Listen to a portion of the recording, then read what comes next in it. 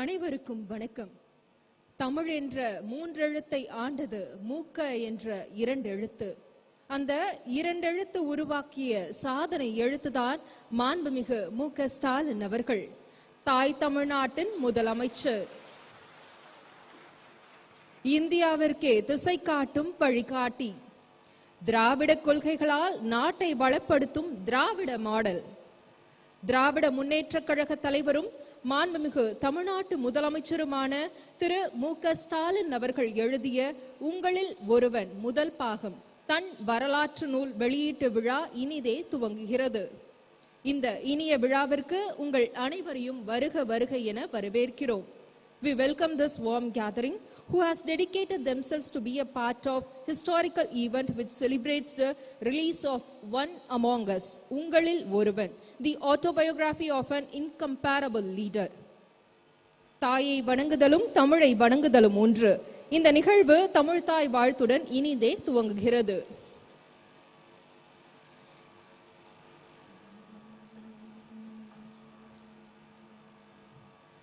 நீராறும் கடலொடுத்த நிலமடந்தை கெழிலொழுகும் சீராறும் வதனமென திகழ்பரத கண்டமிதில் தெக்கணமும் அதிர் சிறந்த திராவிடனல் திருநாடும் தக்க சிறு பிறைநுதலும் தரித்தனரும் திலகமுமே அத்திலக வாசனை போல் அனைத்துலகும் இன்பமுற எத்திசையும் புகழ் வணக்க இருந்த பெரும் தமிழனகே தமிழனகே உன் சீரிழமை திரும்பியந்த செயல் மறந்த வாழ்த்ததுமே வாழ்த்ததுமே வாழ்த்ததுமே. தமிழ்நாடு அரசு இசைக்கல்லூரி மாணவிகளுக்கு மனமார்ந்த நன்றிகள். இருந்த இடத்திலிருந்தே இந்தியாவின் அடுத்த கட்டத்தை முடிவு செய்த முத்தமிழறிஞர் கலைஞரின் மகன் ஒட்டுமொத்த இந்தியாவையும் தன்னை திரும்பி பார்க்க வைத்துள்ளார். நம் தலைவருக்காய் இங்கு குழுமி உள்ள அகில இந்திய தலைவர்கள் முதல் கடைக்கோடி தொண்டர்கள் வரை அனைவரையும் வரவேற்க இவரே பொருத்தமானவர். கழகத்தின் மகளிர் அணி செயலாளரும் நாடாளுமன்றத்தில் நிமிர்ந்து நின்று ஒலிக்கும் நாடாளுமன்ற திமுக குழு துணைத் தலைவருமான திருமிகு கனிமொழி கருணாநிதி அவர்களை வரவேற்புரையாற்ற அன்புடன் அழைக்கிறோம். We welcome திருமிகு Kanimozhi Karunanidhi MP, the one who voice out for South in Parliament, to address the gathering and deliver welcome address. கொடையளி செங்கோல் குடியோம்பல் நான்கும் உடையனாம் வேந்தற்கு ஒளி என்கிறது குறள். கொடை, கருணை, நீதி தவறாமை, மக்களை பாதுகாத்தல், இவை நான்கும் உடைய அரசன் வேந்தர்களுக்கு ஒளி போன்றவன். அப்படி ஒரு தலைவராக, முதலமைச்சராக தமிழகத்தை முன்னடத்தும் கழகத் தலைவர் அண்ணன் தளபதி அவர்களே, சுயமரியாதை, சமூக நீதி, மாநில சுயாட்சி, மத நல்லிணக்கம், மாநில அடையாளம், மொழி உரிமை என்று பேசும் தலைவர், திராவிட இயக்கத்தின் குரலாக ஒலிக்கும் தேசிய தலைவர் திரு ராகுல் காந்தி அவர்கள், பாஜகவின் தலைமையிலான ஒன்றிய அரசு இரண்டு இந்தியாக்களை உருவாக்குகிறது. ஒன்று பணக்காரர்களின் இந்தியா, இன்னொன்று ஏழைகளாகவே வைத்திருக்கும் இந்தியா என்று பாராளுமன்றத்தில் முழங்கிய நவீன இந்தியாவின் நம்பிக்கை குரல். A man who loves to learn, a global citizen, national leader and a Tamil at heart. This is as good as it can get. Happy to welcome through Rahul Gandhi. காழ்ப்பு, மத உணர்வுகள், பெண் அடிமைத்தனம் என்று எதிரிகள் எதை கொண்டு வந்து விதைத்தாலும் அதை சமூக நீதி, வளர்ச்சி, பாசாங்கற்ற எளிமை, யதார்த்தம் என்ற ஒளி கதிர்களால் வீழ்த்தி கேரள மாநிலத்தில் இரண்டாம் முறையாக ஆட்சி பீடத்தில் அமர்ந்திருக்கும் முதல்வர் பினராயி விஜயன் அவர்கள். பெரியாரின் அனைத்து சாதியினரும் அர்ச்சகராகலாம் என்ற கனவை கேரளத்திலும் நிஜமாக்கிய முதல்வர். சபரிமலை சர்ச்சையிலே கொஞ்சமும் விட்டு கொடுக்காத தலைவர். கேரள முதல்வர் அவர்களை வரவேற்பதில் பெருமை அடைகிறேன். தலைவர் கலைஞரின் நண்பர், காஷ்மீரத்தின் சிங்கம் ஷேக் அப்துல்லா அவர்களின் பேரன், தலைவரின் அன்புக்குரிய மரியாதைக்குரிய ஃபரூக் அப்துல்லா அவர்களின் மகன், முன்னாள் முதல்வர் உமர் அப்துல்லா.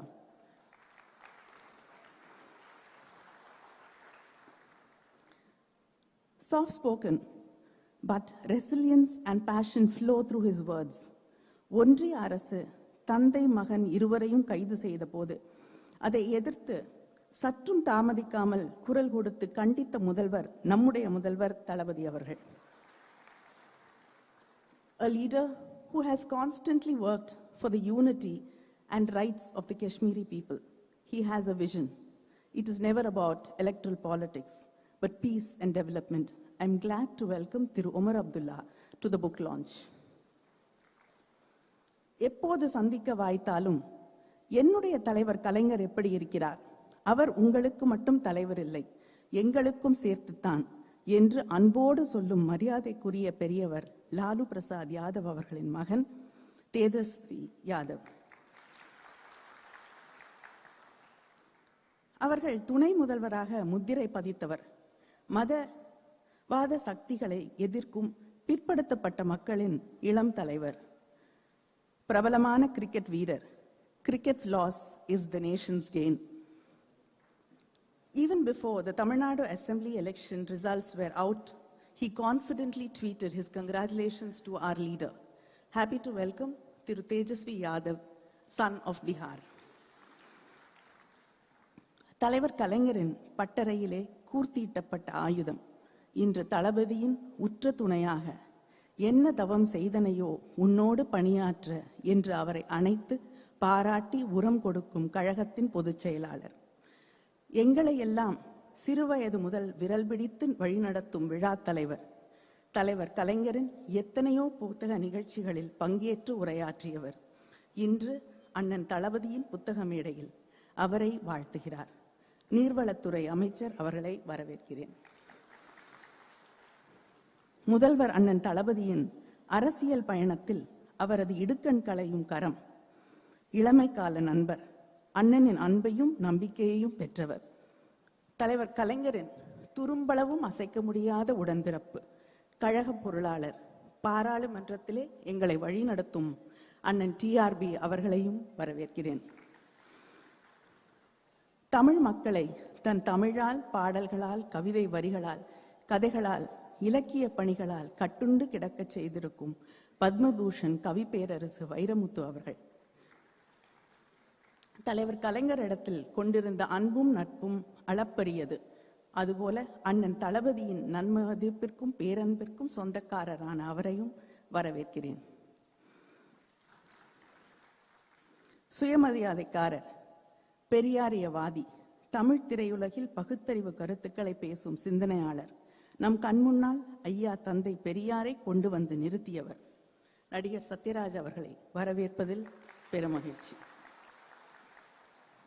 இளைஞரணி செயலாளர், சட்டமன்ற உறுப்பினர் உதயநிதி அவர்களை வரவேற்கிறேன். தொடர்ந்து நீட் ஒழிப்பிற்காக குரல் கொடுத்து களமாடக்கூடிய அவரது நெஞ்சுக்கு நீதியிலும் அந்த குரல் தொடர்ந்து ஒலிக்கட்டும். புத்தகத்தை அழகாக வடிவமைத்து பதிப்பித்திருக்கிற பூம்புகார் பதிப்பகத்தின் ராஜா சுந்தர் சிங் மற்றும் சாம் பிரசாத் அவர்களையும் நன்றியுடன் வரவேற்கிறேன்.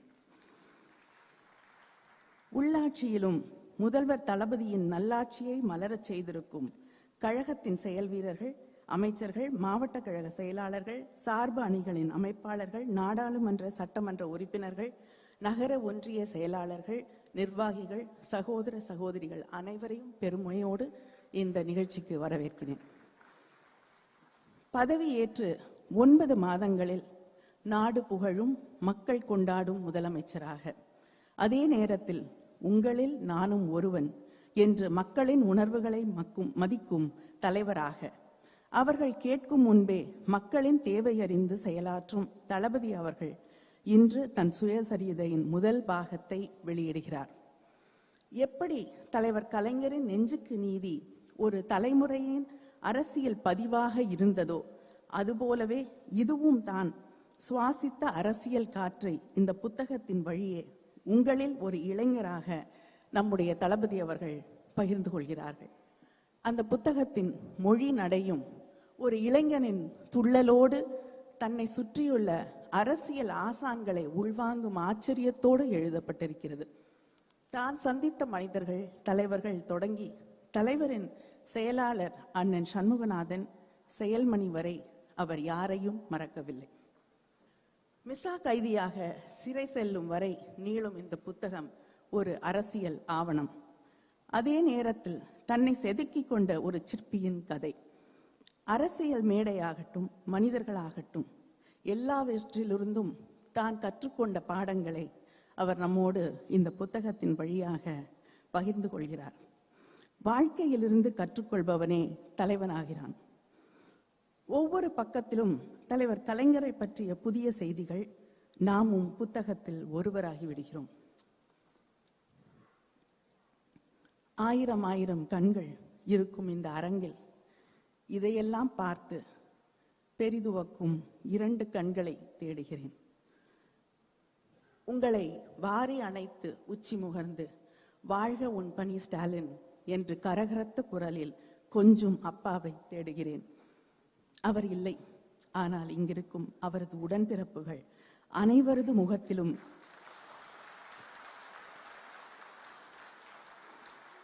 அவர்கள் முகத்தில் இருக்கும் பெருமையிலும் பூரிப்பிலும் பொங்கி வழிகிறது அப்பாவின் அன்பு. இந்த மேடை என்பது ஒரு புத்தக வெளியீடு நிகழ்வு மட்டுமில்லை. இந்த நாட்டை மதவாத சக்திகளிடமிருந்து பாதுகாக்கும் தளபதிகளின் அணிவகுப்பு. ஆனால் இந்த மேடை ட்ரெய்லர் மட்டும்தான், இன்னும் படம் வரும். The leaders on the stage are the standing wall protecting secularism, social justice and federalism against hyperpolarization and fascism. I thank our leader, CM MK Stalin, for making this happen. I also welcome all the leaders who are here today for the book launch as a proud sister and a party worker. Thank you. நிகழ்ச்சி மிக்க இந்த தருணத்தில் விழாவில் பங்கேற்றுள்ள விருந்தினர்களுக்கு விழா குழுவின் சார்பில் சிறப்பு செய்ய திராவிட முன்னேற்றக் கழகத்தின் இளைஞரணி செயலாளரும் சட்டமன்ற உறுப்பினருமான திரு உதயநிதி ஸ்டாலின் அவர்களை அன்புடன் அழைக்கிறோம்.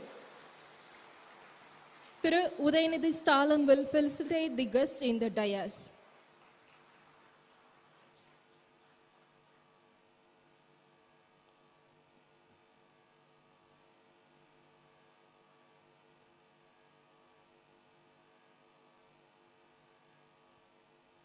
Thiru Udayanidhi Stalin will felicitate Thiru Rahul Gandhi MP, Indian National Congress.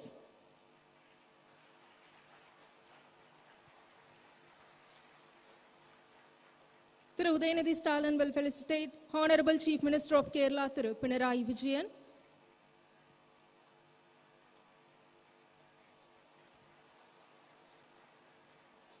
Thiru Udayanidhi Stalin will felicitate Jammu Kashmir's former Chief Minister, Thiru Omar Abdullah.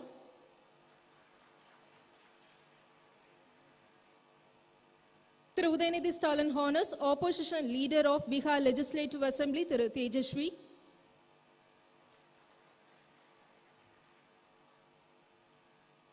மாண்புமிகு அமைச்சர் திரு துரைமுருகன் அவர்களுக்கு உதயநிதி ஸ்டாலின் அவர்கள் சிறப்பு செய்கிறார்.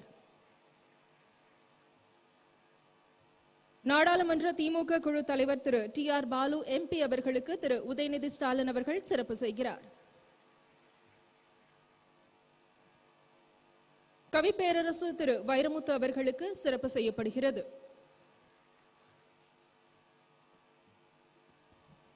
திரு சத்யராஜ் அவர்களுக்கு சிறப்பு செய்யும் நேரம்.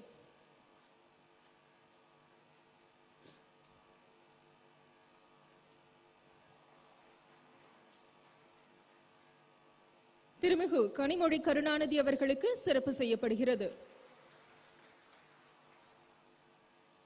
பூமுக புகார் பதிப்பக உரிமையாளர்கள் திரு ராஜா சுந்தர் சிங் மற்றும் திரு ஷாம் பிரசாத் அவர்களுக்கு சிறப்பு செய்யும் தருணம்.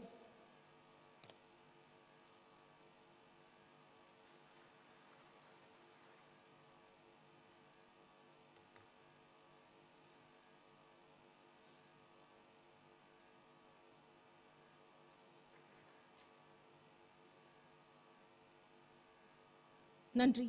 இதோ நாம் ஆவலுடன் எதிர்பார்த்திருந்த அந்த நிமிடங்கள் நிகழப் போகின்றன.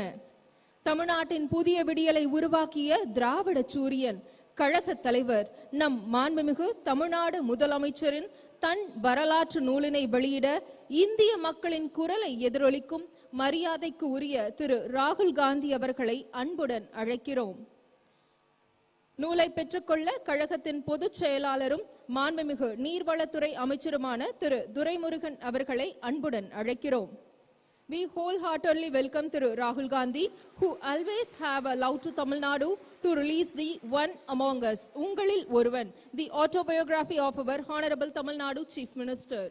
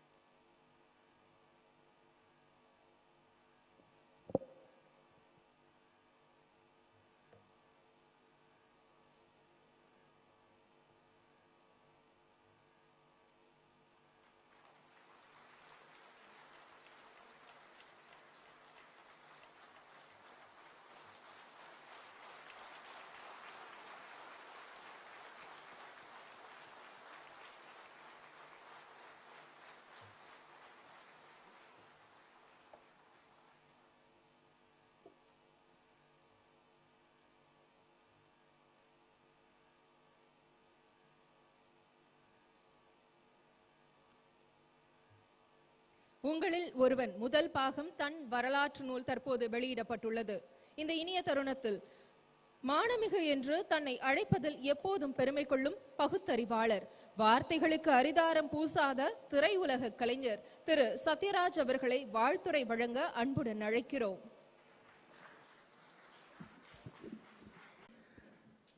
தலைமை தாங்கும் மாண்புமிகு அமைச்சர் அண்ணன் துரைமுருகன் அவர்களே, மாண்புமிகு அமைச்சர் முன்னிலை வகிக்கும் அண்ணன், வயசு இது கரெக்டாக தெரியல, இருந்தாலும் அண்ணன் கூப்பிட்ட, வயசு கம்மியாக இருந்தால் தப்பாக நினச்சிக்காதீங்க, அண்ணன் டிஆர் பால் அவர்களே, மரியாதைக்குரிய காங்கிரஸ் கட்சியின் தலைவர் ராகுல்ஜி அவர்களே, I want to say few words in English. My English is very bad, even though I want to appreciate Rahulji because he gave a tremendous voice for our Tamil people in Parliament. He simply roared like a lion. Uday, correct? Thank you. Because once a person who read Periyar's social justice and Karl Marx's economical justice, he becomes a real human being. Because basically we are all biologically homo sapiens, that's all. If we want to become a human being, we need humanity in our heart. That will come only if you read Periyar's Social Justice and Karl Marx's Economic Justice. Dear Rahulji, in our Dravidian model, especially in Dravida Munnetra Kalagam, we used to call everybody Anna Thambi. So I want to call you my Thambi. Thambi Rahulji, Anna Stalin, Thambi Rahul. That's all. Because this is our Dravidian model culture. I think what I said you understand, I think. This is okay, fine. I am very happy. மரியாதைக்குரிய Kerala CM Pinarayi Vijayan சொல்றதை விட comrade Pinarayi Vijayan சொல்றதை ரொம்ப விரும்புவாருன்னு நினைக்கிறேன். தோழர் பினராயி விஜயன் அவர்களே, நான் ஒரு 4 வருஷத்துக்கு முன்னாடி கேரளாக்கு ஒரு படத்தினுடைய ப்ரமோஷனுக்கு போயிருந்தேன். அங்க நிறைய கேள்வி கேட்டாங்க. கேள்வி கேட்டு எங்க சிஎம் பினராயி விஜயனை பத்தி என்ன நினைக்கிறேன்னு கேட்டாங்க. நான் சொல்றது 4 வருஷத்துக்கு முன்னாடி, அதான் மைண்ட்ல வச்சுங்க.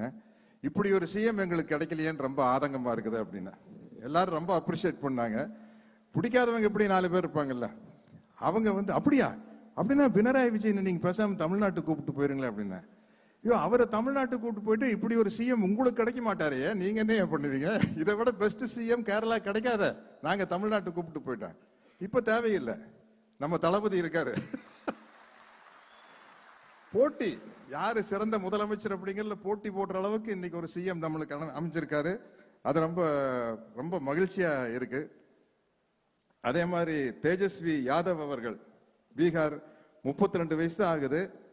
சிங்கிள் லார்ஜஸ்ட் பார்ட்டி இன் பீகார் வந்து அவர் தான் அப்படின்னு கேள்விப்பட்டேன். 100 பிரபலமானவர்கள் இந்தியாவில் வந்து அவர் இருக்காரு, தேஜஸ்வி யாதவ் இருக்காரு. கிரிக்கெட் பிளேயர்னு கேள்விப்பட்டேன். Sir your cricket player, so next election only sixer and boundary. Done. Okay. Then மரியாதைக்குரிய உமர் அப்துல்லா அவர்கள், ஒரு போராட்ட குணம், காஷ்மீர்லேருந்து வந்தாலே அந்த சுயமரியாதை, தன்மானம், போராட்ட குணம் எல்லாம் அவங்களுக்குள்ள இருக்கும். அப்படிப்பட்ட இடத்துல இருக்கிற வந்த உமர் அப்துல்லா அவர்களை நான் வரவேற்கிறேன். கவிப்பேரரசு வைரமுத்து அவர்கள், நல்ல வேலை என்ன முதல்ல பேச சொல்லிட்டாங்க, இல்லாட்டி அவர் எல்லாம் நல்ல பாயிண்ட் பேசிட்டாரு, நான் எழுதி வச்சதெல்லாம் பேச முடியாமல் போயிடும். அவ்வளவு அருமையா பேசுறவர். தோழர் கனிமொழி அவர்கள், இப்படிப்பட்ட ஒரு அற்புதமான மேடையில் நானும் அமர்ந்திருப்பது எனக்கு மிகவும் பெருமையாக இருக்கிறது. தளபதி அவர்கள் வந்து இந்த உங்களில் ஒருவன் புத்தகத்தை என்கிட்ட கொடுத்து படிக்க சொன்னாரு. பொதுவாக நான் கொஞ்சம் படிக்காமையே வந்து ஓபி அடிச்சிருவேன். ஆனா அதை படிக்க ஆரம்பிச்சோன்னா முதல் பக்கம் படிச்சோடனே அவ்வளவு இன்ட்ரெஸ்டிங்கா இருந்தது. சரி நம்ம குறிப்பெழுத வச்சுட்டு நல்லா பெரிய பெரிய தலைவர்கள்லாம் வர்றாங்க இந்தியா ஒன்றிய முழுக்க இருந்து, நம்ம ஒழுங்கா பேசணும்ட்டு குறிப்பெழுத ஆரம்பிச்சா அது போயிட்டே இருக்கு. பக்கத்துக்கு பக்கம் நான் ரவுண்டு போடுறேன், டிக் பண்றேன், ரவுண்டு போடுறேன், டிக் பண்றேன், அது பாட்டுக்கு வளர்ந்துகிட்டே இருக்கு. அதனால என்னுடைய ஆர்வத்தின் காரணமாக பேசிட்டே இருந்தேன்னா டைம் ஆச்சுன்னா யாராச்சும் வந்து பின்னாடி சட்டையை பிடிச்சி எடுத்துருங்க, போதுப்பா உட்காரு, நிறைய பேர் பேச வேண்டியிருக்குன்னு சொல்லிடலாம். ஏன்னா அந்த அளவுக்கு இன்ட்ரெஸ்டிங்கான விஷயம் இருக்குது. ஓப்பனிங் அந்த சொன்னார் பாருங்க, முத்துவேல் கருணாநிதி ஸ்டாலின் ஆகிய நான், அங்க வந்து தலைவர் கலைஞருடைய முகம் தெரிஞ்சுன்னு சொன்னாரு. எவ்வளவு ஒரு டச்சிங்கான மூமெண்ட். அப்படி ஒரு தலைவர் வந்து அமையவே மாட்டாரு. எனக்கு இன்னும் சொல்ல போனா, நம்ம இப்ப முதல்வர் ஸ்டாலின் அவர்களோட எனக்கு கலைஞர் கூட தான் நெருக்கமான பழக்கம். ஏன்னா 2 படம் அவர் வசனத்தில் நடிச்சிருந்தேன், பாலைவன ரோஜாக்கள், மண்டின் மைத்தன், செல்வம் சார் இருக்காரு. அப்படி ஒரு, அதாவது எப்பவுமே ஒரு குறிப்பிட்ட வயசு வரைக்கும் அப்பாவை வந்து பசங்க கிரேட்டா நினைப்பாங்க. அப்புறம் ஒரு குறிப்பிட்ட வயசுக்கு அப்புறம் நம்ம அப்பா இப்படி பண்ணிருக்கலாம், அப்படி பண்ணிக்கலாம் அப்படின்னு சொல்லிட்டு குற்றம் காண ஆரம்பிச்சிருவாங்க. ஆனா கடைசி வரைக்கும் அவருடைய தந்தை ஒரு தலைவனாகவே இருந்திருக்கிறார். தந்தை ஒரு தலைவன், நல்ல டைட்டில் இல்ல படத்துக்கு கூட, தந்தை ஒரு தலைவன். அத ஒவ்வொரு நினைவு அவர் எழுதும் போது அதுல என்னால கனெக்ட் பண்ணிக்க முடியுது. பராசக்தி ரிலீஸ் ஆனப்போ நடிகர் தலம் சிவாஜி அவர்கள் பேர் வந்து அதுல குணசேகரன் தான். ஊருக்கு ஊர் ஒரு குணசேகரன் இருந்தாங்க அப்படின்னு சொல்லுவாங்க. பிரபு சார் வந்திருக்காரு, அந்த குணசேகரன்களில் நானும் ஒருவன். 1952 தான் பராசக்தி படம் வந்தது. ஆனா பராசக்தி படத்தை நான் 1970 தான் பார்க்கிற வாய்ப்பு கிடைச்சது. ஏன்னா நான் பிறந்தது 1954. இடையில அந்த படத்தை ஒரு 8 வருஷம் தடை பண்ணிட்டாங்கன்னு நினைக்கிறேன். அதுக்கப்புறம் வந்து அந்த படம் 100 நாள் ஓடிச்சு. அதனுடைய வசனம் எல்லாம் வந்து ஒரு ரெக்கார்டை மனப்பாடம் பண்ணி காண வந்த தங்கையை கண்டேன் கண்ணற்ற ஓவியமாக ஆம் கைம்பண்ணாக அப்படின்னு வசனம் பேசி, அதாவது பராசக்தி வசனத்தை மனப்பாடமா பேசி காட்டுறது வந்து அது ஒரு ரொம்ப பெருமைக்குரிய விஷயம். ஸ்டூடெண்ட்ஸுக்கு நடுவில் பேசி காட்டுறதுங்க வந்து அவ்வளோ ஒரு நல்ல விஷயம். அப்படி சிஎம் பிறந்தது 53 தான், 53 தான் பிறந்திருக்காரு. நல்ல இனிமையான நினைவுகள் எழுதியிருக்காரு பாருங்க. முதல்ல வந்து கலைஞர் அவருக்கு பெரியாருடைய பெயரையும் அண்ணாவுடைய பெயரையும் சேர்ந்து ஐயா துரைன்னு வைக்கணும்னு ஆசைப்பட்டிருக்காரு. ஆனா அவர் பிறந்தப்போ கரெக்டா இப்போ ரஷ்யாவில் புரட்சி பெரிய அளவில் நடந்துட்டு இருக்கும்போது ஸ்டாலின் அவர்கள் பெயர் வைக்கணும் அப்படின்னு சொல்லிட்டு ஸ்டாலின் பெயர் வச்சிருக்காரு. 5 மாச குழந்தையா இருக்கையில கொண்டு போய் கலைஞர் அவர்கள் சிறையில் இருந்திருக்காங்க. சிறையில கொண்டு போய் 5 மாச குழந்தையா இருக்கையில காட்டியிருக்காரு. ஒரு தலைவன் எப்படி இருக்குன்னு பாருங்க. அவர் ஸ்டாலின் அவர்கள் பிறந்தப்பவும் ஜெயில இருக்காரு, உதயநிதி பிறந்தப்பவும் ஜெயில இருக்கிறார். இப்படி ஒரு தலைவன் எங்க நம்ம சில பத்திரிகை லாபி வந்து தொடர்ந்து நம்ம திராவிட இயக்க தலைவர்களை வந்து பலவிதமா மட்டம் தட்டி இருக்காங்க. இப்படி ஒரு தியாகம் உள்ள ஒரு தலைவன் யாருக்கு கிடைப்பான் யோசிச்சு பாருங்க. பையன் பிறக்கிறப்பவும் ஜெயில, பேரன் பிறக்கிறப்பவும் ஜெயில. அதாவது இதெல்லாம் சொல்லிட்டு ஒவ்வொன்று. அப்புறம் வந்து இது அங்க டால்மியாபுர போராட்டத்தில் தண்டவாளத்தில் தலை வச்சு படுத்திருக்காரு. அப்போ ரயில் உங்க மேல ஏறினா என்ன நடக்கும் தெரியுமான்னு கேட்கிறாரு போலீஸ் ஆபீசர். அவரு கலைஞர் பதில் சொல்றாரு, ரயில் எங்கள் மீது ஏறினால் உடையும் எலும்பு சத்தம் டெல்லிக்கு கேட்கும் அப்படிங்கிறாரு. என்ன தைரியங்க! ரியல் ஹீரோ இன் லைஃப்னா அது வந்து கலைஞர் தான்.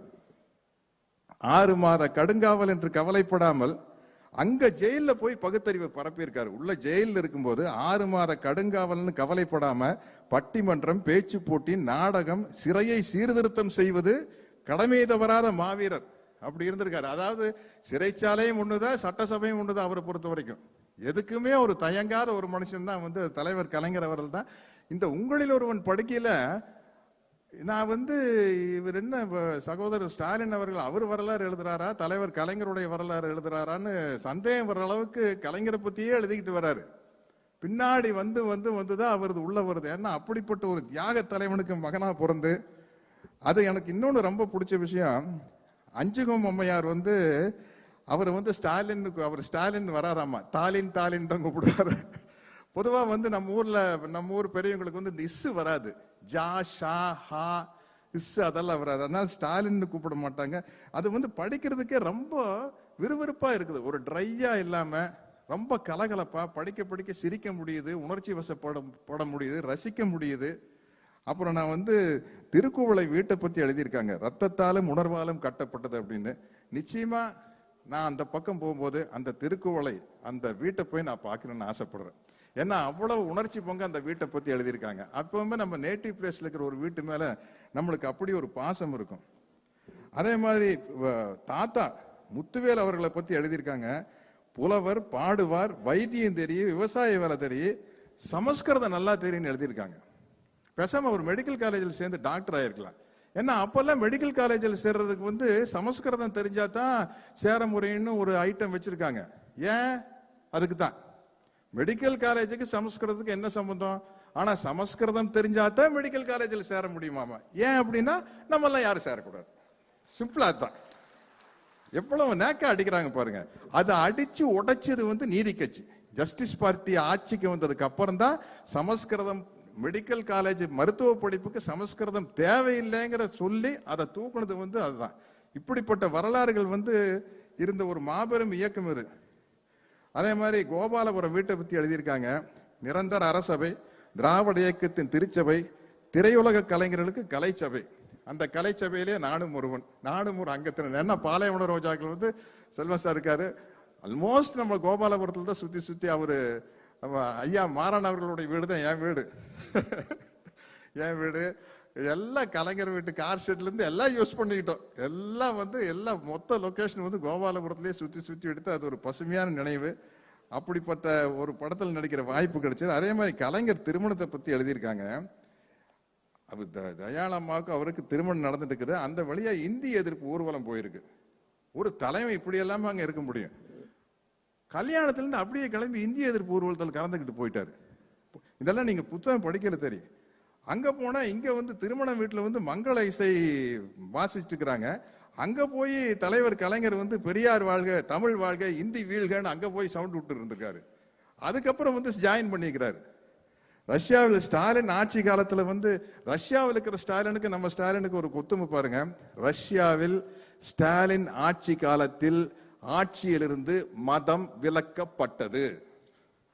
அந்த ஸ்டாலினும் அப்படித்தான் இருந்திருக்காரு, இந்த ஸ்டாலினும் அப்படித்தான் இருந்திருக்காரு. அவரும் ஒரு இரும்பு மனிதர், இவரும் ஒரு இரும்பு மனிதராக இருந்திருக்காரு. அவருடைய ஸ்டாலினுங்கிற பேருக்கு ஸ்கூல்ல இடம் கிடைக்கலன்னு போட்டிருக்காரு. அந்த பேருக்கே இடம் கிடைக்கல, அதுக்காக பேரை மாத்திக்க முடியாது, எனக்கு ஸ்கூலை வேணா மாத்துக்கன்னு சொல்லியிருக்காங்க. அப்புறம் அந்த ஸ்கூல்ல படிக்கிற காலத்திலேயே அந்த ஸ்கூல் வாசல் வரைக்கும் பஸ் போறதுக்கு ஏற்பாடு பண்ணியிருக்காரு. நான் காலேஜில் படிச்சுட்டு இருந்தப்ப என்ன பண்ணேன்னு எனக்கு தெரியாது. மேடை நாகரிகம் கருதி அதையெல்லாம் இங்கே பேச முடியாது.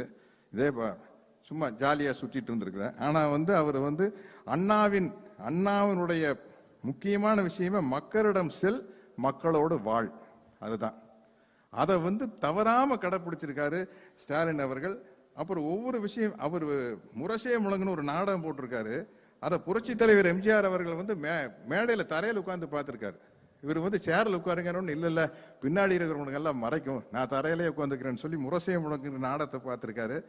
அதே மாதிரி தலைவர் சிஎம் இருக்கையிலேயே இளைஞரணி கூட்டங்கள் நடக்கிறதுனா பணம் வசூல் பண்ணி தான் நடத்தியிருக்காரு. அதுக்கு நாரோடி மன்னன் படத்தை எடுத்து மார்னிங் ஷோ போட்டிருக்காரு ராம் தியேட்டர்ல. உடனே நேரா எம்ஜிஆர் சார் போன் பண்ணி, நீ யாரை கேட்டு நாரோடி மன்னன் கடத்து கொண்டு போய் மார்னிங் ஷோ போட்ட அப்படின்னு சண்டை போட்டிருக்காரு இவர் கூட. இதெல்லாம் இப்படி ஒரு சுவையான நிகழ்ச்சி. சாருன்னு கூப்பிட்டாரு. மக்கள் தரம் வந்தோடனே வாங்க சார் அப்படின்னு இருக்காரு. நேரா போய் தலைவர் கலைஞர்கிட்ட கம்ப்ளைண்ட் பண்ணியிருக்காரு வாத்தியார், என்ன உங்க மகன் என்ன சார் போட்டு கூப்பிடுறான் அப்படின்ட்டு. அதே மாதிரி இன்னொரு நிகழ்ச்சி, அதை என்னால் அனுபவிச்சு பார்க்க முடியுது. சிவாஜி சார் வந்து அப்போ நம்ம ஸ்டாலின் அவர்கள் வந்து ஹேர் ஸ்டைல் இப்படி வச்சிருப்பார் போல இருக்கு. அதை 2 கையிலையும் பிடிச்சிட்டு, என்ன தஞ்சாவூர் கோபுரம் மாதிரி இருக்குது உன் ஹேர் ஸ்டைல் அப்படின்னு பிடிச்சி ஆட்டுவாராமா. அவர் எப்படி ஆட்டுவார்னு எனக்கு தெரியும். அவர் கூட ஒரு வில்லனா ஒரு படத்தில் நடிச்ச சிரஞ்சீவின்னு ஒரு படத்தினுடைய பேர் சிரஞ்சீவி. அதுல ஒரு சின்ன வில்லன் கேரக்டரு. அங்க கப்பல்லையே ஷூட்டிங் நடந்தது தலைவா அந்த படம். அதுல வந்து நான் வில்லன். அப்போ இதே மாதிரி தாடி வச்சிருந்தேன், ஏதோ வைரத்தையெல்லாம் ஒழிச்சு வச்சிருவேன். சிவாஜி சார் என்ன வந்து இப்படி பிடிச்சி வைரங்களை எல்லாம் எங்கடா வச்சிருக்கேன்னு ஆட்டினாரு. கண்ணுல இருந்து பொல பொல பொல பொலன்னு தள்ளி புட்டிச்சு. ஒரிஜினல் தாடி தான். அப்புறம் வந்து அப்படியே தண்ணி ஒழிச்சு, ஏன்டா வலிக்குதா அப்படின்னு. இல்லப்பா நல்லா நல்லா குழுகுழுன்னு ஜில்லு இருக்குது. அவர் எவ்வளவு கெட்டியா அந்த அவர் முடிய பிடிச்சி ஆட்டிருப்பேன். என்னால வந்து அதை விஷுவல் பண்ணி பார்க்க முடியுது. அது மாதிரி 25 நாட்கள் வந்து நான் தீவிர எம்ஜிஆர் ரசிகன். 25 நாட்கள் வந்து எம்ஜிஆர் அவர்கள் கூட ஒரே வேன்ல பிரச்சாரத்துக்கு போயிருக்காரு. நான் நினைக்கிறேன் அவர் கூட அதே படத்தில் நடிச்ச சரோஜதேவி மேடம், ஜெயலலிதா மேடம் கூட 25 நாள் சேர்ந்தா அப்படி சுத்தி இருக்க மாட்டாங்க. இல்ல அப்ப எல்லாரும் பிஸியா நடிச்சிட்டு இருந்தாங்க. இல்ல அப்ப காலையில ஒரு ஷூட்டிங், சாயந்தரம் ஒரு ஷூட்டிங். நான் கேள்விப்பட்டிருக்கேன், டைரக்டர் சங்கர் சார் சொல்லிருக்காரு, 9 to 1 ஆலயமணி சிவாஜி சாரை வச்சு டைரக்ட் பண்ணுவாரு, 2 to 9 வந்து பணத்தோட்டம் எம்ஜிஆர் சாரை வச்சு டைரக்ட் பண்ணுவாரு, அடுத்த நாள் ஜெமினி சார் படத்துக்கு போயிருவாரு. அப்ப என்னன்னா ஒரு 3-4 நாள் வந்து இவங்க எம்ஜிஆர் சாரோட நடிச்சிருந்தா 4 நாள் சிவாஜி சார் கூட நடிப்பாங்க, அப்புறம் ஜெய்சங்கர் சார் கூட. அப்படித்தான் இருந்திருக்கு. 25 நாள் சேர்ந்தா அப்படி அப்போ ஒரு ஷெட்யூல போட மாட்டாங்க. அப்ப 25 நாள்ல ஒரு படத்தையே எடுத்து முடிச்சிருவாங்க. என்ன 9 படம் 10 படம் நடிச்சிட்டு இருந்தது. அதனால தலைவர் கூட மக்கள் தலைவத்து கூட அவருடைய கதாநாயகிகளை விட அதிகமா சேர்ந்தா அப்படி இருந்தது. அநேகமா கொஞ்சம் ஜாலியா பேசினது நல்லா இருக்கு இருப்பார் நினைக்கிறேன். அதே மாதிரி புகாரி ஹோட்டல்ல போய் ஹிந்தி சாங் கேட்டது. அப்ப ஆராதனா வந்த பீரியட்ல பயங்கர ஹிந்தி கிரேஸ். அப்போ இவர் மட்டும் தமிழ் பாட்டு கேட்பாரு, மற்றவங்க எல்லாம் சுத்தி இருக்கிறவங்க எல்லாம் ஹிந்தி பாட்டு கேட்கறது. அப்போ ராஜேஷ் கண்ணா, அமிதாப் பச்சனோட பீரியடு. அதே மாதிரி கலைஞர் அவர்கள், அது பெரியார் படத்திலேயே இருக்குது, பெரியாருக்கு அரசு மரியாதை கொடுக்க முடியாதுங்க, ஏன் அவர் எந்த அரசாங்க பதவியிலையும் இல்லைன்னு சொன்னப்போ காந்தி எந்த அரசு பணியில் இருந்தாரு அப்படின்னு கேட்டு பெரியாருக்கு அரசு மரியாதை கொடுக்க வச்சவர் கலைஞர் அவர்கள். திருமணத்துக்கு போனப்போ, திருமண நிகழ்வுக்கு போனப்போ மாப்பிள்ளை என்ன வேலை பார்க்குறான்னு கேட்டாங்களாமே அம்மா வீட்டில். மாப்பிள்ளை என்ன வேலை பார்க்குறான்னு கேட்டு, என்ன வேலை பார்க்குறாரு? அரசியல் வேலை பார்க்குறாரு, மக்கள் வேலையை பார்க்குறாரு, மக்களுக்கு தொண்டு செய்கிறாரு, வேற என்ன செய்ய முடியும்? அது மாதிரி ரொம்ப இன்ட்ரெஸ்டிங்கான விஷயங்கள். அப்புறம் வந்து மிசா பீரியட் நினைவுகளை பற்றி எழுதுறாரு பாருங்க. கிரீடத்தை பற்றி கவலைப்படுபவர் அல்ல, தலையை பற்றி கவலைப்படுபவன். கலைஞர் சொல்றாரு, கிரீடம் தான் அமைச்சரவை, திராவிட முன்னேற்ற கழகம் தான் தலை. எப்படிப்பட்ட ஒரு தலைவன் பாருங்க. அமைச்சரவை வந்து ஒரு கிரீடம் தான், எந்த நேரத்தில் கழட்டி வச்சிடலாம். ஆனா திராவிட முன்னேற்ற கழகம் என்ற இயக்கம் வந்து தலை, அதுதான் முக்கியம். கிரீடம் வந்து தலை இருந்தால்தான் கிரீடம். அந்த அளவுக்கு ஒரு பற்று கொண்டவர்.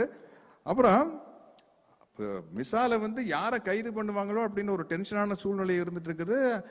ஐயா கலைஞர் அவர்களை கைது பண்றாப்புங்கிற மாதிரி ஒரு விஷயங்கள் போயிட்டு இருக்கல, நேரா வந்து நம்ம தளபதி ஸ்டாலின் அவர்களை கைது செய்யறாங்க. அப்ப சொல்றாரு பாருங்க, அதுதான் ஒரு தலைவன். ஒரு தலைவனே தொண்டனா இருக்கிறதும் ஒரு தொண்டனே தலைவனா இருக்கிறதும் வந்து அது கலைஞர் தான். தன் மகன் ஸ்டாலின் சிறைக்கு செல்கிறான் என்ற துளி வருத்தம் இல்லை. திமுகவின் தொண்டர்கள் அவர்கள் வீட்டு பிள்ளைகள் சிறை செல்வதை போல ஸ்டாலினும் செல்கிறான். That's all. அவ்வளவுதான். ஆயிரக்கணக்கான லட்சக்கணக்கான திமுக தொண்டர்கள் சிறை செல்ற மாதிரி என் பையனும் ஜெயிலுக்கு போறான். இதுக்கு மேல ஒண்ணுமே இல்ல. அப்படிங்கிற அளவுக்கு பேசக்கூடிய ஒரு மனப்பக்குவம் உள்ள ஒரு தலைவர் வந்து நம்மளுக்கு கிடைக்கவே முடியாதுங்க. அப்புறம் இந்த மிசா காலகட்டத்தில் உள்ள என்ட்ராகிறத பத்தி எழுதுறாரு. அதே மாதிரி 2வது பாகம் ரொம்ப அவ்வளவு இன்ட்ரெஸ்டிங்கா இருக்குன்னு நினைக்கிறேன். அவ்வளவு இன்ட்ரெஸ்டிங்கா இருக்க போது அதை மட்டுமே படமா எடுக்கலாம். மிசா பீரியட மட்டுமே ஒரு படமா எடுக்கலாம். ஏன்னா காந்திய கோட்ஸே சுட்டது 9 hours to ராமா அப்படின்னு ஒரு படம் எடுத்தாங்க. வெறும் அந்த ப்ரிப்பரேஷன் டு கில் அப்படிங்கிறது மட்டும்தான் படம். அது மாதிரி இந்த மிசா பத்தி மட்டும் படம் எடுக்கலாம். 2வது பாகம் வந்தோன்னு எடுக்கணும்னு ஆசைப்படுறேன். அதே மாதிரி இந்த இடத்துல ஒரு தீவிர எம்ஜிஆர் ரசிகனாகிய நான், எம்ஜிஆர் ரசிகனாகிய ஸ்டாலின் அவர்களை வாழ்த்துகிறேன். நமது வெற்றியை நாளைய சரித்திரம் சொல்லும். இப்படை தோற்கின் எப்படை வெல்லும். என்னடா சட்டசபை முடிஞ்சிருச்சு, உள்ளாட்சி முடிஞ்சிருச்சு, இப்ப போய் வெற்றியை நாளைய சரித்திரம் சொல்றேன்னு நினைக்காதீங்க. 2023 அதுக்காக சொல்றேன். இந்த மேடை 2023 அந்த மேடையில் அமர வேண்டும் என்று வாழ்த்துகிறேன், ஆசைப்படுகிறேன். நன்றி, வணக்கம். நன்றி ஐயா. வடக்கே வலுவாய் நின்ற சோசியலிச இயக்கங்களின் வழித்தோன்றல் ராஷ்டிரிய ஜனதா தள தலைவரும் பீகார் சட்டமன்ற எதிர்க்கட்சி தலைவருமான திரு தேஜஸ்வி அவர்களை வரவேற்புரை வழங்க அன்புடன் அழைக்கிறோம். We proudly welcome the future of North Indian Socialist Parties, Honorable Thiru Tejashwi to deliver his special address. அவரது உரையை மொழிபெயர்க்க பேராசிரியர் திரு அப்துல்லா கான் அவர்களை அழைக்கிறோம். Respected Thiru M.K. Stalin, CM Tamil Nadu, respected Thiru Rahul Gandhi ji, respected Thiru Pinarayi Vijayan ji, Honorable CM of Kerala, respected Shri Omar Abdullah ji, former CM of Jammu and Kashmir, respected Thiru T.R. Balu ji, Member of Parliament, respected Tirumati Kanimoji Karunanidhi ji, Member of Parliament, respected Thiru Durai Murugan ji, respected Thiru Viramuttu ji, respected Thiru Satyaraj ji, media friends, brothers and sisters. It is a great pleasure for me to be present on this happy and important occasion. Every era throws up important leaders and history remembers them in different ways. Thiru M.K. Stalin indeed is part of the great tradition. I am grateful for the changes and continuities he embodies in this great state. We all look with hope at the state of Tamil Nadu for its advances in the arena of social justice, democratic participation, equity, and the fierce self-confidence of the people as well as the current leadership. பெரும் மதிப்புக்குரிய தமிழக முதல்வர் M.K. Stalin அவர்களே, மதிப்புக்குரிய திரு ராகுல் காந்திஜி அவர்களே, மதிப்புக்குரிய பினராயி விஜயன் கேரள மாநிலத்துடைய முதல்வர் அவர்களே, மதிப்புக்குரிய உமர் அப்துல்லா முன்னாள் முதலமைச்சர் ஜம்மு அண்ட் காஷ்மீர் அவர்களே, மதிப்புக்குரிய திரு T.R. பாலு பாராளுமன்ற உறுப்பினர் அவர்களே, மதிப்புக்குரிய திருமதி கனிமொழி கருணாநிதி அவர்களே பாராளுமன்ற உறுப்பினர், மதிப்புக்குரிய திரு துரைமுருகன் அவர்களே, மதிப்புக்குரிய திரு வைரமுத்து அவர்களே, மதிப்புக்குரிய சத்யராஜ் அவர்களே, எல்லோருக்கும் என்னுடைய வணக்கங்கள். எனக்கு இனிமையாக இருக்கின்றது இந்த நேரத்தில் இந்த காலகட்டத்தில் இங்கே இருப்பதற்காக. ஒவ்வொரு காலகட்டத்திலும் வித்தியாசமான சரித்திரம் படைத்தவர்கள் வருகிறார்கள். அந்த வகையிலேயே நம்முடைய தமிழக முதல்வர் மு.க. ஸ்டாலின் அவர்கள் இங்கே அதிகபட்சமான இந்த ட்ரெடிஷன் என்று சொல்லக்கூடிய பாரம்பரியத்தை வைத்துக்கொண்டு இங்கே நடத்தி கொண்டு வருகிறதை நான் பாராட்டுகின்றேன். மேலும் தமிழ்நாடை நாங்களெல்லாம் பார்க்கும் பொழுது ஒரு சமூக நீதி, நியாயம், நீதி, ஒற்றுமை, மற்ற எல்லா விதமான விஷயங்களையும் இங்கே பார்க்கும்போது எனக்கு மிகவும் ஆச்சரியமாகவும் ஆனந்தமாகவும் இருக்கின்றது. இங்கே ஒரு வித்தியாசமான ஒரு சமூகத்தை உருவாக்கி கொண்டிருக்கிறார்கள். அதனை நான் மிகவும் இங்கே பார்த்து ரசிக்கின்றேன். I learn every day from the proud citizen of the state as to how to exercise one's constitutional rights and duties and pave way for an inclusive and progressive society. Tamil Nadu has been exemplary state in so many ways that it is difficult to list all such instances. However, I will say that Tamil Nadu leaders such as Rajaji, Periyar Ramaswamy, C.N. Anudurai, M. Karunanidhi have had an impact on many pan-Indian progressive movements of youth, students, and working masses. With their ideas and leadership, they not only inspired people, but also gave them conceptual tools to understand their circumstances and struggle against what was unjust and inequitable. Of late, the ideas of development and leadership have been discussed in very narrow terms, but we have learned from Tamil Nadu how to expand the horizon of what it means to be model citizen on a modern state. It includes equality, equity, and justice. It empowers dejected, deprived, and oppressed section of the society. It includes roti, kapra, or makan, food, clothes, and housing. It includes sarak, bijli, or pani, road, electricity, and water. It includes degree, naukri, and Wi-Fi, employment, education, and access to information. It definitely includes all of these elements, but its self-respect and empowerment is missing, then these things are not meaningful. Yes, everybody should have access to them, but nobody should think they are the be-all and end-all of politics. Politics most definitely is about all of these things, but it is also about self-respect, about confidence, about asserting one's place in society. In all of these aspects, we have learned immensely from the progressive and confident people of the state, as well as generation of strong and confident leadership, of which Thiru Stalin is sharing example. My father, Sri Lalu Prasad Ji, was greatly inspired by the social justice movement of Tamil Nadu and carried the same spirit in our state of Bihar. Although you all know that, including my father, leaders who fought for social justice and equality suffered a lot of suffering immensely even now. As people say, one of the reasons which makes people like my father and several others suffers is because of the fact important independent institutions are compromised and pressurized to function for political ends. Particularly, the collegium-based judiciary absolutely lacks comprehensive social representation and diversity. I know several parties which carry the flag of social justice are keen to fight for reservation in judiciary, but it is time to come on street and make sure that it happens soon. Biographers play an important role in recording the lives of leaders which serve as a record of their times too.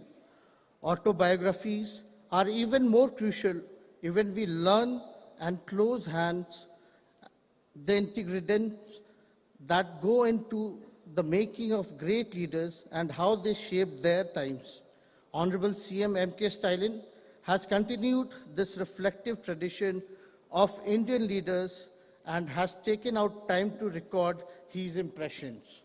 It is important in this time to learn about the thought process of leaders like Thiru Stalin and to really imbibe their philosophy and ideas today.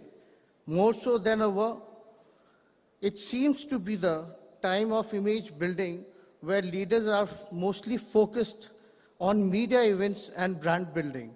In contrast, Stalin offers a window to reader, to the people, to really understand him as a person, as an individual. He reaches out the people through his words.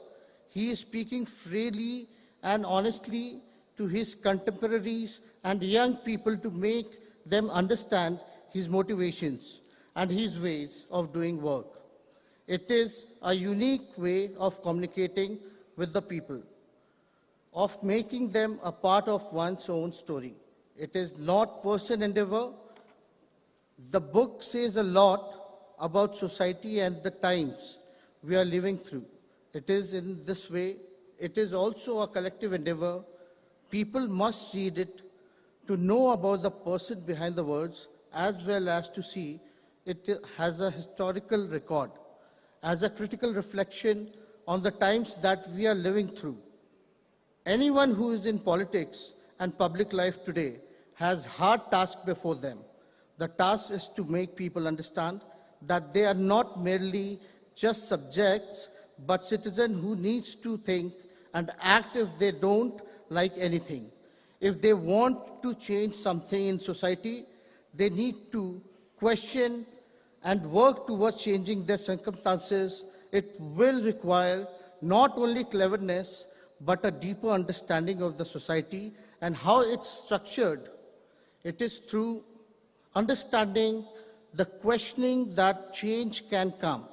Engaging with this important book could be one of the ways in which people of this great state can come to communicate with the political leadership. Stalin knows the pulse of the people, the pulse of the society. He answers questions that people have in their minds. To read this book means to understand his vision, his politics. I would urge everyone to read it and engage with it critically. It is aptly titled, One Among You. I congratulate the CM for carrying forward the rich legacy of Tamil Nadu politics of social justice.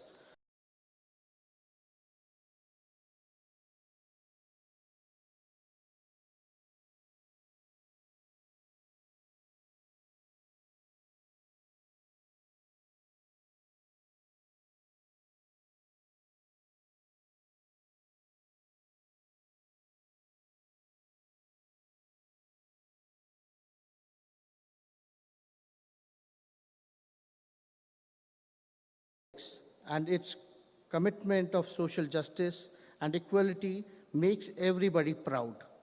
Tamil Nadu has the highest proportion of reservation, and it occupies highest position in all human development indicators, thus shattering several myths relating to the reservation, etc.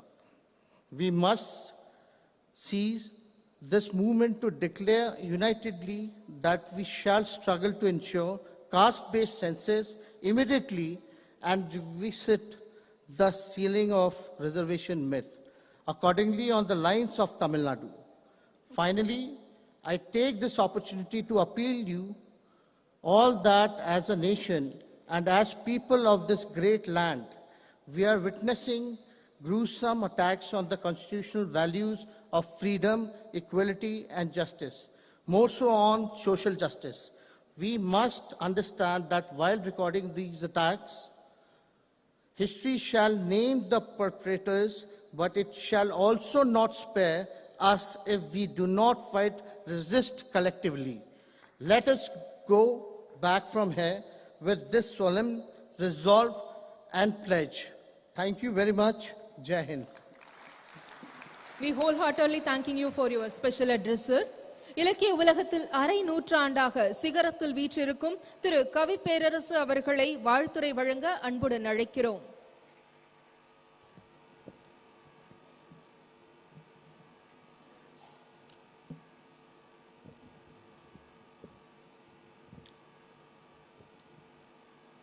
ஒவ்வொருவருக்கும் வணக்கம். இது பெரிய மேடை மற்றும் அரிய மேடை.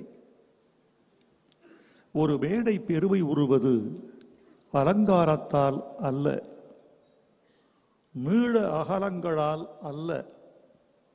ஒரு மேடையின் பெருமை என்பது அதன் உள்ளடக்கம் மற்றும் உரையாற்றும் பெருமக்கள்.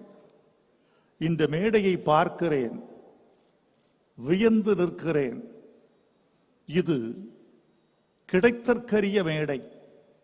யார் யார் அமர்ந்திருக்கிற ஆளுமைகள் என்று பார்த்தால் இந்தியா தன் புருவங்களை உயர்த்தி பார்க்கும். இந்தியாவின் தேசிய நட்சத்திரம் ராகுல் காந்தி அவர்கள், கேரளத்தின் முதலமைச்சர் பினராயி விஜயன் அவர்கள், முன்னாள் முதலமைச்சர் உமர் அப்துல்லா அவர்கள், இளம் தலைவர் தேஜஸ்வி அவர்கள்,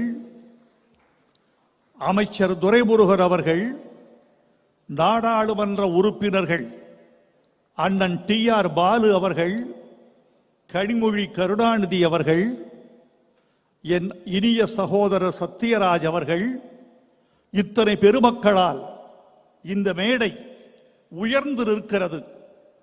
இந்த மேடை, இவ்வளவு பெரிய மேடையில் எங்கள் தமிழ்நாட்டு முதலமைச்சர் முன்னேறும் சூரியன் மு.க. ஸ்டாலின் அவர்கள் தான் எழுதிய சுயசரிதையை தேசிய அடையாளங்களோடு வெளியிடுகிறார். ஒரு மாநிலத்தின் முதலமைச்சர், இந்த மாநிலத்தின் கதை, ஆனால் தேசிய அடையாளத்தோடு வெளியிடுகிறார். இத்தனை பெருமக்களை ஒன்று திரட்டி நிலாவையும் வானத்து மீனையும் காற்றையும் நேர்பட வைத்தாங்கே, குலாவும் அமுத குழம்பை குடித்தொரு கோல வெறி படைத்தோம், உலாவும் மனச்சிறு புள்ளினை எங்கடும் ஓட்டி மகிழ்ந்திடுவோம் என்று ஒரு மகாகவியன் சொன்னது மாதிரி நிலாக்களையும் நட்சத்திரங்களையும் ஒரு மேடையில் கூட்டி வைத்திருக்கிறார். எப்படி இந்த ஆளுமை இவருக்கு எப்படி ஏற்பட்டது? இந்த சிந்தனை எப்படி முளைத்தது? இன்று நேற்று வந்த சிந்தனையா? இல்லை. இந்த நூலை படித்தால் எனது இந்த கேள்விக்கு விடை கிடைக்கும். நீங்கள் ஒவ்வொருவரும் இந்த நூலை வாசியுங்கள். இந்த நூலை முழுக்க வாசிக்க முடியவில்லை என்றாலும் முதலமைச்சர் மு.க. ஸ்டாலின் எழுதியிருக்கும் அந்த முன்னுரையை மட்டும் மனப்பாடம் செய்து தமிழ்நாட்டு பேச்சாளர்கள் மேடைகளில் ஒப்புவியுங்கள். இந்த விஷயம் சாதாரணமாக ஒரு நாளில் தோன்றியதல்ல. 1970 பேரறிஞர் அண்ணாவின் பிறந்த நாளை ஒரு இளைஞன் கொண்டாடுகிறார். அந்த மேடைக்கு யார் யார் வர வேண்டும் என்று அந்த இளைஞன் தீர்மானிக்கிறார். தமிழ்நாட்டு முதலமைச்சர் முத்தமிழறிஞர் கலைஞர், ஆந்திராவின் முதலமைச்சர் பிரம்மானந்த ரெட்டி, புதுச்சேரியின் முதலமைச்சர் ஃபாரூக், இந்த 3 பேரையும் ஒன்று கூட்டி ஒரு மேடையில் 3 முதலமைச்சர்களை மொத்தமாக்கி அந்த 17 வயது இளைஞன் விழா நடத்தினார். அந்த 17 வயது இளைஞனுக்கு பெயர் முத்துவேல் கருணாநிதி ஸ்டாலின் என்ற இதே முதலமைச்சர். இவருக்கு பிறவி குணம் செயல்படுவது, சிந்திப்பது, விரிந்து உரையாடுவது, களம் காண்பது என்பதெல்லாம் அவருக்கு பிறந்த குணம், உதிரத்தில் ஊறிய குணம். அண்ணா, பெரியார், கலைஞர் என்ற 3 பேருடைய ஆளுமைகளையும் தனக்குள் வாங்கி நடைபோட வேண்டும் என்ற வேகம் அவருக்கு இருக்கிறது. போதிக்க பிறந்த காலம் முடிந்து சாதிக்க பிறந்த யுகத்துக்கு இந்த 69ஆம் வயதில் மு.க. ஸ்டாலின் அவர்கள் எட்டு வைக்கிறார்.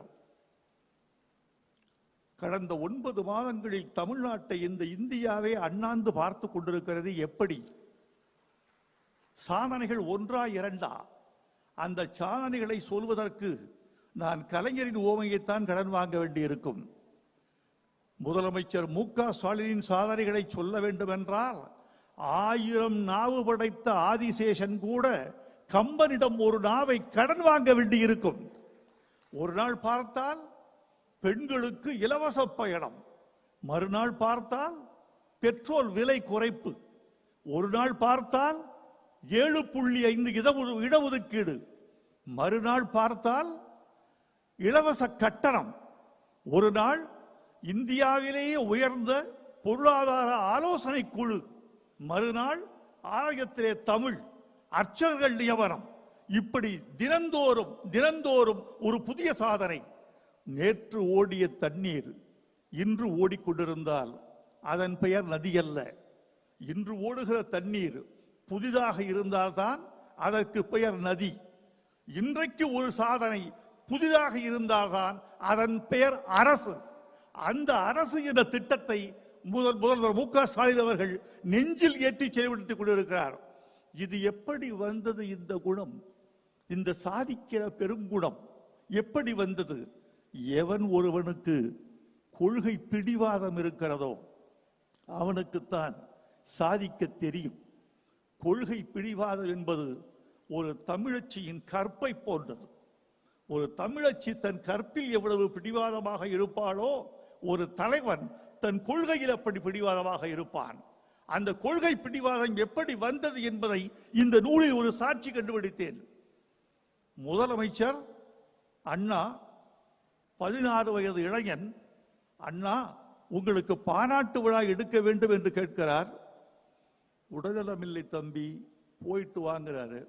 இல்லை, நான் கேட்கிற தேதியில் நான் கேட்கிற இடத்திற்கு நீங்கள் வந்தால் நான் மகிழ்ச்சி அடைவேன். அப்போது அண்ணா சொன்ன வார்த்தை கல்வெட்டில் பதிக்கப்பட வேண்டிய வார்த்தை. அதைத்தான் என் வாழ்வில் நான் கிடைத்த மிகப்பெரிய பாராட்டு என்று கருதுகிறேன் என்று முதல்வர் மு க ஸ்டாலின் எழுதியிருக்கிறார். அண்ணா சொன்ன வார்த்தை சரியா போச்சு, பிடிவாதத்தில் உங்க அப்பனை விஞ்சி விடுவாய் போல் இருக்கிறதே. இது அண்ணா சொன்னது. அண்ணா சொன்ன அந்த பிடிவாதம் தான், கொள்கை பிடிவாதம் தான் இவரை இந்த உயரத்திற்கு கொண்டு வந்திருக்கிறது என்று நான் நினைக்கிறேன். இன்னொன்று, என்னை போன்றவர்கள் அவரை பக்கத்தில் இருந்து நேசிப்பதற்கும் அவரை மதிப்பதற்கும் இவரை உயர்த்தி பிடிக்க வேண்டும் என்று கருதுவதற்கும் உரிய மிக முக்கியமான காரணம் அவரது மொழிப்பற்று. அந்த மொழிப்பற்று என்பது ஒரு நாளில் இரு நாளில் வந்ததல்ல. அவர் ரத்தத்தில் ஊறிய குணம். இதயத்தின் துடிப்பின் ஓசையில் இந்த தமிழ் பற்று கேட்டுக்கொண்டே இருக்கிறது.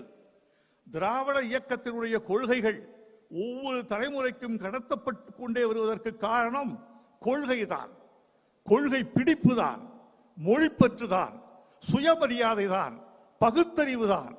இந்த கொள்கைகளை தாண்டித்தான் ஒரு நூற்றாண்டு பயணிக்கிறது.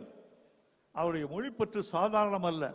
மீண்டும் நான் அவருடைய நூலுக்குள்ளே ஒரு சாட்சிக்கு போக வேண்டும் என்று விரும்புகிறேன். இங்கே தேசிய தலைவர்களெல்லாம் வந்திருக்கிறார்கள். நாங்கள் மொழியை ஏன் கொண்டாடுகிறோம் என்றால், மொழியை விட மாட்டோம் என்று சொல்கிறோம் என்றால், மொழி எங்களுக்கு வெறும் கருத்து விளக்க கருவி அல்ல. மொழி என்பது எங்களுக்கு ஒரு கருத்து விளக்க கருவி அல்ல. மொழி என்பது எங்களுக்கு எல்லை. மொழி என்பது எங்களுக்கு நாகரிகம். மொழி என்பது எங்கள் அடையாளம்.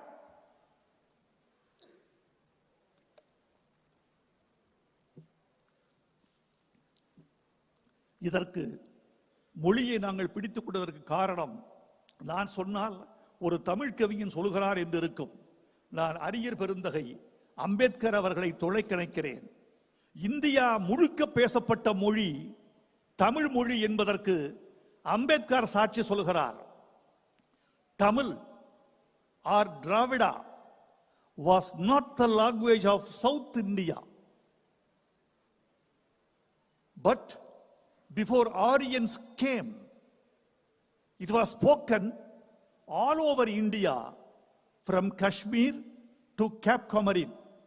இதை சொன்னவர் அம்பேத்கர் அவர்கள். அண்ணா சொன்னால் நிராகரிக்கலாம், பெரியார் சொன்னால் சந்தேகப்படலாம். அம்பேத்கர் சொன்னார் இந்த கருத்தை.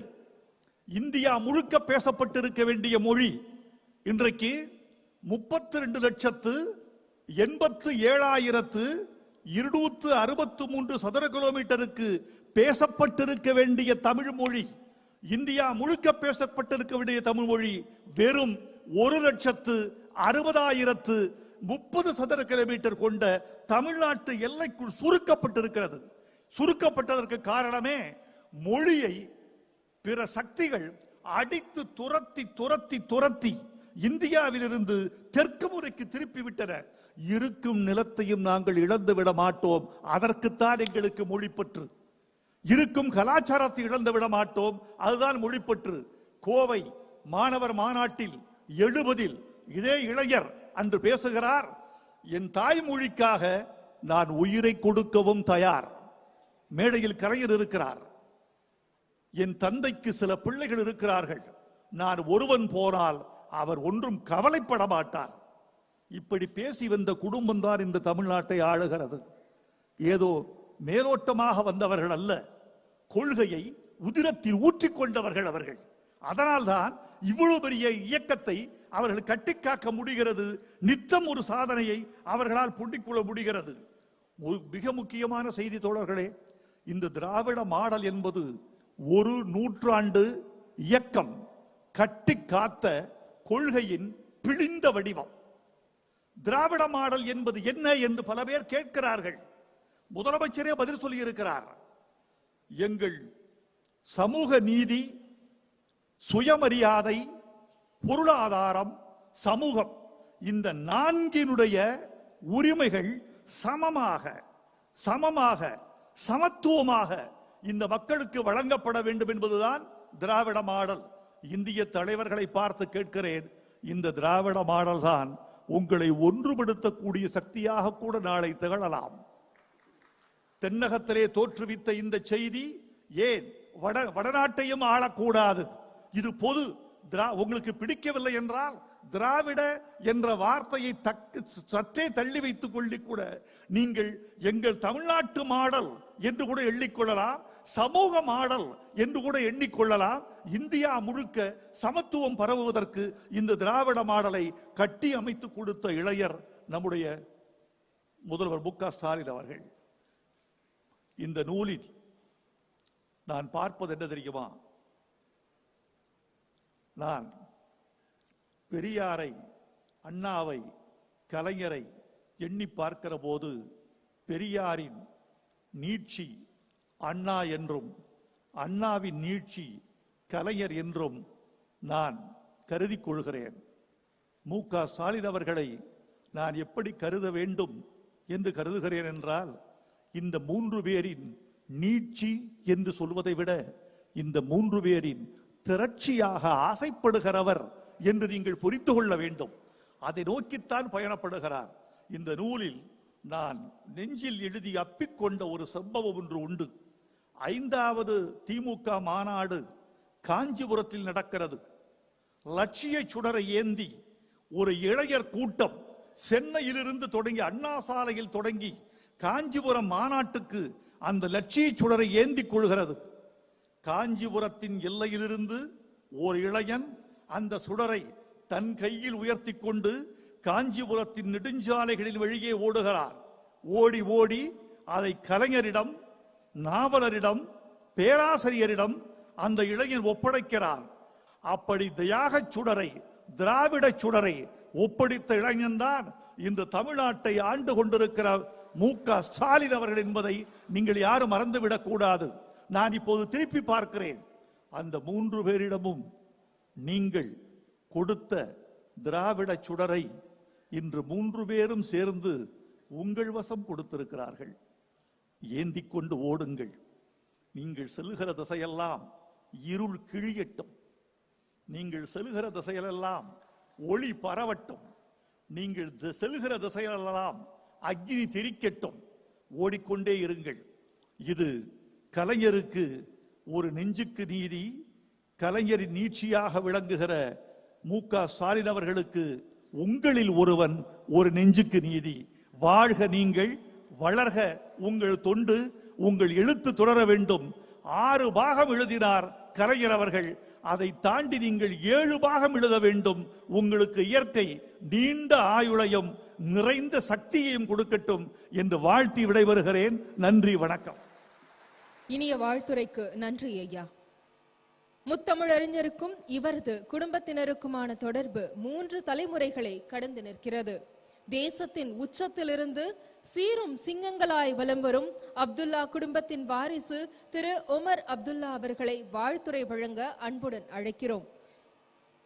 We proudly welcome Lion of Kashmir திரு Omar Abdullah to deliver his special address.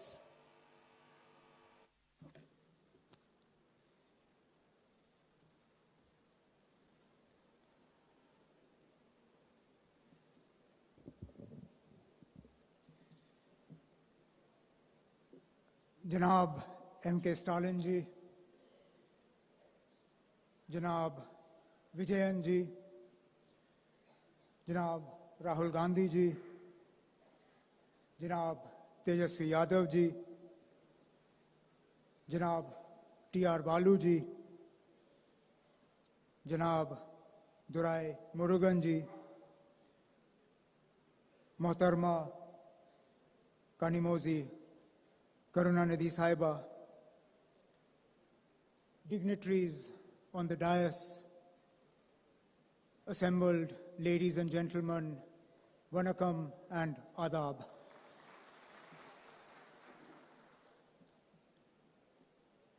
It is indeed an honor and a pleasure for me to have traveled from the cold climes of Kashmir to the extremely warm, both in terms of climate and in terms of the love and hospitality here to Chennai today. Srinagar, just to give you an idea, had snowfall 2 days ago. Last night, the temperature was -2. Today here in Chennai, I arrive and it is 35 degrees. So you'll understand why it's a little on the warm side. But more than the temperature, I'm here because of the warmth that exists in your hearts, and particularly in the heart of our host, the Honorable Chief Minister of Tamil Nadu, Shri Stalin ji, and I'll come to that. But first and foremost, I would like to congratulate him for the release of his autobiography, One Among Us. It is indeed an apt title for a book written by someone who has shown that he is indeed one amongst you, one amongst us, one amongst the people of Tamil Nadu. And he's not there by virtue of name. He's not there by virtue of inheritance. He's there by virtue of work. He's there by virtue of commitment. He's there by virtue of a track record. You don't become one amongst us because you are born to a particular family. Being one amongst a family opens a door for you, but it doesn't keep the door open. You become one amongst us, you become one amongst a people because the people identify with you, because the people reward you for the work that you have done, they reward you for your struggle, and in that there is no doubt that Chief Minister Stalin ji has struggled. He started, if you go through the book, and I obviously do not understand the language that it is written in, but I have had parts of it explained to me. He started not only at an extremely young age. I thought I and Tejasvi perhaps started early. But in the book I see that the Honorable Chief Minister started at the age of 13, and that too at the very grassroots level in the Assembly constituency, from where he then fought and won his Assembly election. Not only that, he struggled through detention. I have been detained more recently than he was, but 1 year of an unjust detention in jail is also something that adds to that struggle. It adds to building that character. And then, of course, his commitment to social justice, his commitment to empowering the people of Tamil Nadu, to ensuring that development reaches to every corner of his state is perhaps best exemplified and best explained in the recent victory of the party he heads, of the DMK, in the urban local body elections in Tamil Nadu, which the party swept and swept in such a resounding manner that even as far as Jammu and Kashmir, we were reading that the DMK made inroads into parts of Tamil Nadu that traditionally had never voted for the DMK, but voted for the first time, this time for the DMK, looking at the commitment of the party to social justice, to empowering people, and that, I believe, is why when he chooses the title of his book, One Amongst Us, it is not an exaggeration. It is something that the people of Tamil Nadu, through the use of their vote, have shown that yes, he is considered one amongst you, one amongst us, one amongst the people of Tamil Nadu, and therefore I would like to congratulate him for this book and hope that he has a long and successful political career, so that politicians like to write in volumes. We don't like to write just one. So this, I hope, is the first volume, and over the course of a long and illustrious career, we will have many opportunities to release volume 2, volume 3, volume 4, and so on and so forth. So there will be many more volumes of the book. Now I come to another reason why I am here. In times of adversity, one knows who one's friends are. The people of Jammu and Kashmir, myself, my father, we went through a period of adversity that we could have seldom imagined.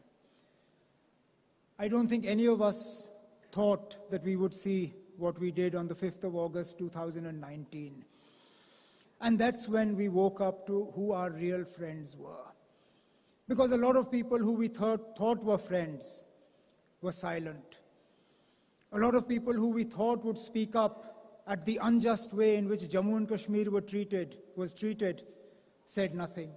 A lot of people who we had great, close personal relations with, not only were silent, but were actually complicit and supportive of what happened on the 5th of August 2019. Yet as far as Tamil Nadu is from Jammu and Kashmir geographically, the way in which the voice of Janab Stalin Sahab, of his colleagues, of the people of Tamil Nadu was heard by the people of Jammu and Kashmir, criticizing and condemning what was done to the people of Jammu and Kashmir, the way in which we were detained, the way in which we were locked up, the way in which the constitution was completely dismembered, is something that we will never forget. And that is why I am here, not only in my personal capacity, not only on behalf of my father, but on behalf of the people of Jammu and Kashmir, to say, Stalin Sahab, thank you very much. Thank you. Thank the DMK. Thank you to the people of Tamil Nadu for your friendship, for your support. And all I can say is that we are an extremely small state. We are an extremely small political party. We are very far from where you are. But if there is ever a time when you need us, if there is ever a time when you need us to speak for you, to speak with you, to stand with you, we will be with you, come rain, come snow. We will be with you shoulder to shoulder to show that, as you proved, a friend in need is a friend indeed, and this is something that we will never forget.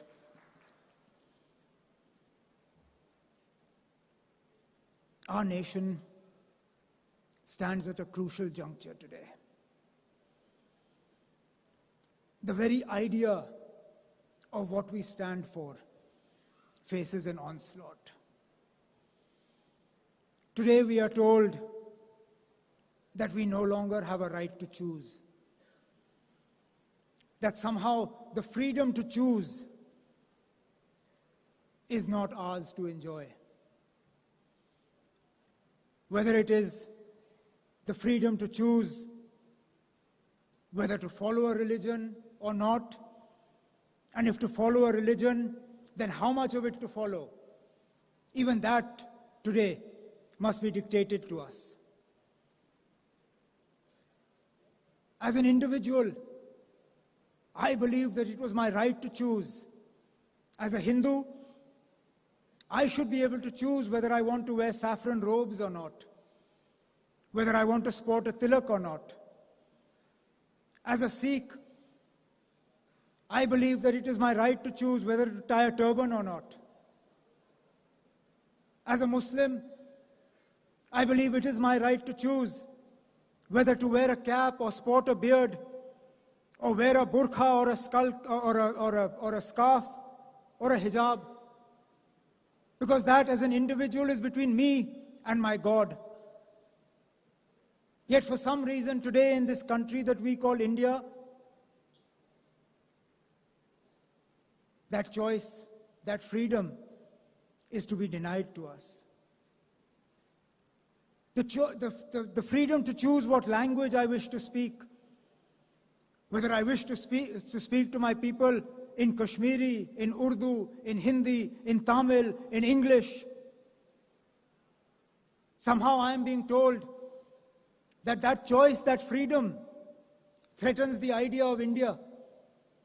How I choose to dress, whether I wear a veshti, whether I wear a kurta pajama, whether I wear jeans or a t-shirt, that somehow that choice, that freedom, that offends the idea of India. But to my mind, it is that very freedom, that very choice, that is the idea of India. The diversity of India. The diversity of India, north to south, east to west, that allows me to choose where I live, how I live, what I eat, what religion I follow, what I wear. That is the idea of India. And if that choice is taken away, then that idea of India is being taken away from me. And it is that idea of India that we must protect. India is too large a country for some homogeneous idea of India to prevail on everybody. It is a similar onslaught in the idea of what allows the government of India, how you govern a country as diverse as India. India as a federal unit is enshrined in our constitution. Yet there is a continuous onslaught on the powers of the state to decide for themselves what is in the interests of the people of Tamil Nadu, of Kerala, of Jammu and Kashmir.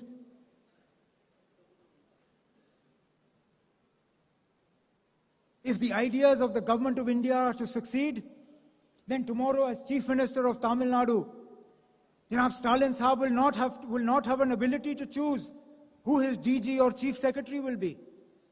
The Chief Minister of Kerala will be sitting and chairing a cabinet meeting, and suddenly a call from Delhi will come and his Chief Secretary will be removed. Is this the idea of what a federal structure looks like? Is this respect for states? Is this how we are going to strengthen the idea of India? By disempowering people? See, what starts in Jammu and Kashmir does not end in Jammu and Kashmir. The experiments of Jammu and Kashmir then get utilized in other parts of the country. So I'm here not just as a victim of what has been done, but as a warning of what can be done. My state was divided into two parts and reduced to a union territory without the consent of the people of Jammu and Kashmir. They were not asked whether this is something they wanted. This is the first time in the history of India that a state was downgraded to a union territory. And without so much as the permission of the people of Jammu and Kashmir, it was rendered into two different parts. Not only did the governor take on the powers of the assembly, but then in turn gave himself the powers of the constituent assembly to make changes to Jammu and Kashmir. What stops them tomorrow from doing the same to Tamil Nadu or to Kerala? What stops them tomorrow from declaring governor's rule and the chief minister taking on the powers of the governor taking on the powers of the assembly, and then unilaterally deciding that Tamil Nadu will be split into three parts, and what will you do? Therefore, it is very important that like-minded parties, like those represented on the dais today and those who are not here, that believe in the idea of India, that believe in the idea of India as a country that is united because of its diversity, that is united because we are different north to south, east to west, because what unites us is the idea of India, the ideals that are enshrined in the country that is Bharat, that is India. And that is what I hope that together we all can protect. And that is the message that I bring with me from the people of Jammu and Kashmir, that what started in Jammu and Kashmir may not end in Jammu and Kashmir. And therefore it is important that we continue our struggle. It is a right struggle. It is a just struggle. It is an imbalanced struggle. Because the fight we wage is not against a political party. It is against an entire machinery. Tejasvi made mention of it in his speech when he talked about how institutions have been completely eroded. and institutional autonomy has been done away with. And therefore, the fight that we are waging, the struggle that we are waging is not an easy one. Perhaps it's not even a fair one, but it is definitely a just one. And I believe that is why opportunities like this, that give somebody like me from Jammu and Kashmir a chance to come here and talk to people all the way as far south as Chennai, are important ones, because it allows us to reinforce what we believe and what we must continue to do. And therefore, I would like to conclude by once again committing ourselves to the friendship, to the relationship. It's a generational old relationship. This relationship that I am here is not a new one. It's not my father, it started from my grandfather. My family has a very close relationship with the state of Tamil Nadu. My grandfather was detained here. And therefore, all I can say is that I hope that the idea of India that we hold dear to our hearts is the India that we will give to our children and grandchildren in the inheritance that we pass on to them. And I'm sure, as long as we have leaders like Shri Stalin and his colleagues here, Tamil Nadu will be a bastion of strong support and strong message of the idea of India in its diversity and in everything that makes it special. Once again, my heartfelt congratulations to Janab Stalin Saab for his book. Oh, before I finish, I understand that tomorrow is the Honorable Chief Minister's birthday. Ordinarily, traveling from Kashmir is famous for shawls, but shawls can only be used in very cold climate. You don't have cold climate here.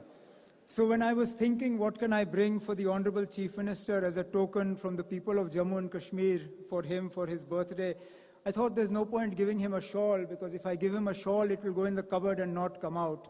And therefore, I have brought a very small carpet from Kashmir as a symbol of our love and our affection for the Honorable Chief Minister, which I hope he will accept. And I look forward to one day welcoming Shri Stalin also to Kashmir, so that we can have a similar function there. Thank you all very much. Thank you.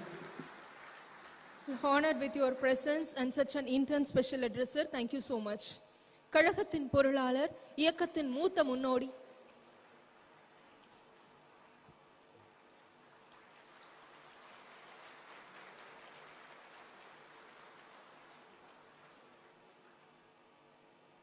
Thank you, sir. தற்போது கழகத்தின் பொருளாளர், இயக்கத்தின் மூத்த முன்னோடி, நாடாளுமன்ற திமுக குழு தலைவர் மாண்புமிகு திரு TR பாலு MP அவர்களை முன்னிலை உரை வழங்க அன்புடன் அழைக்கிறோம்.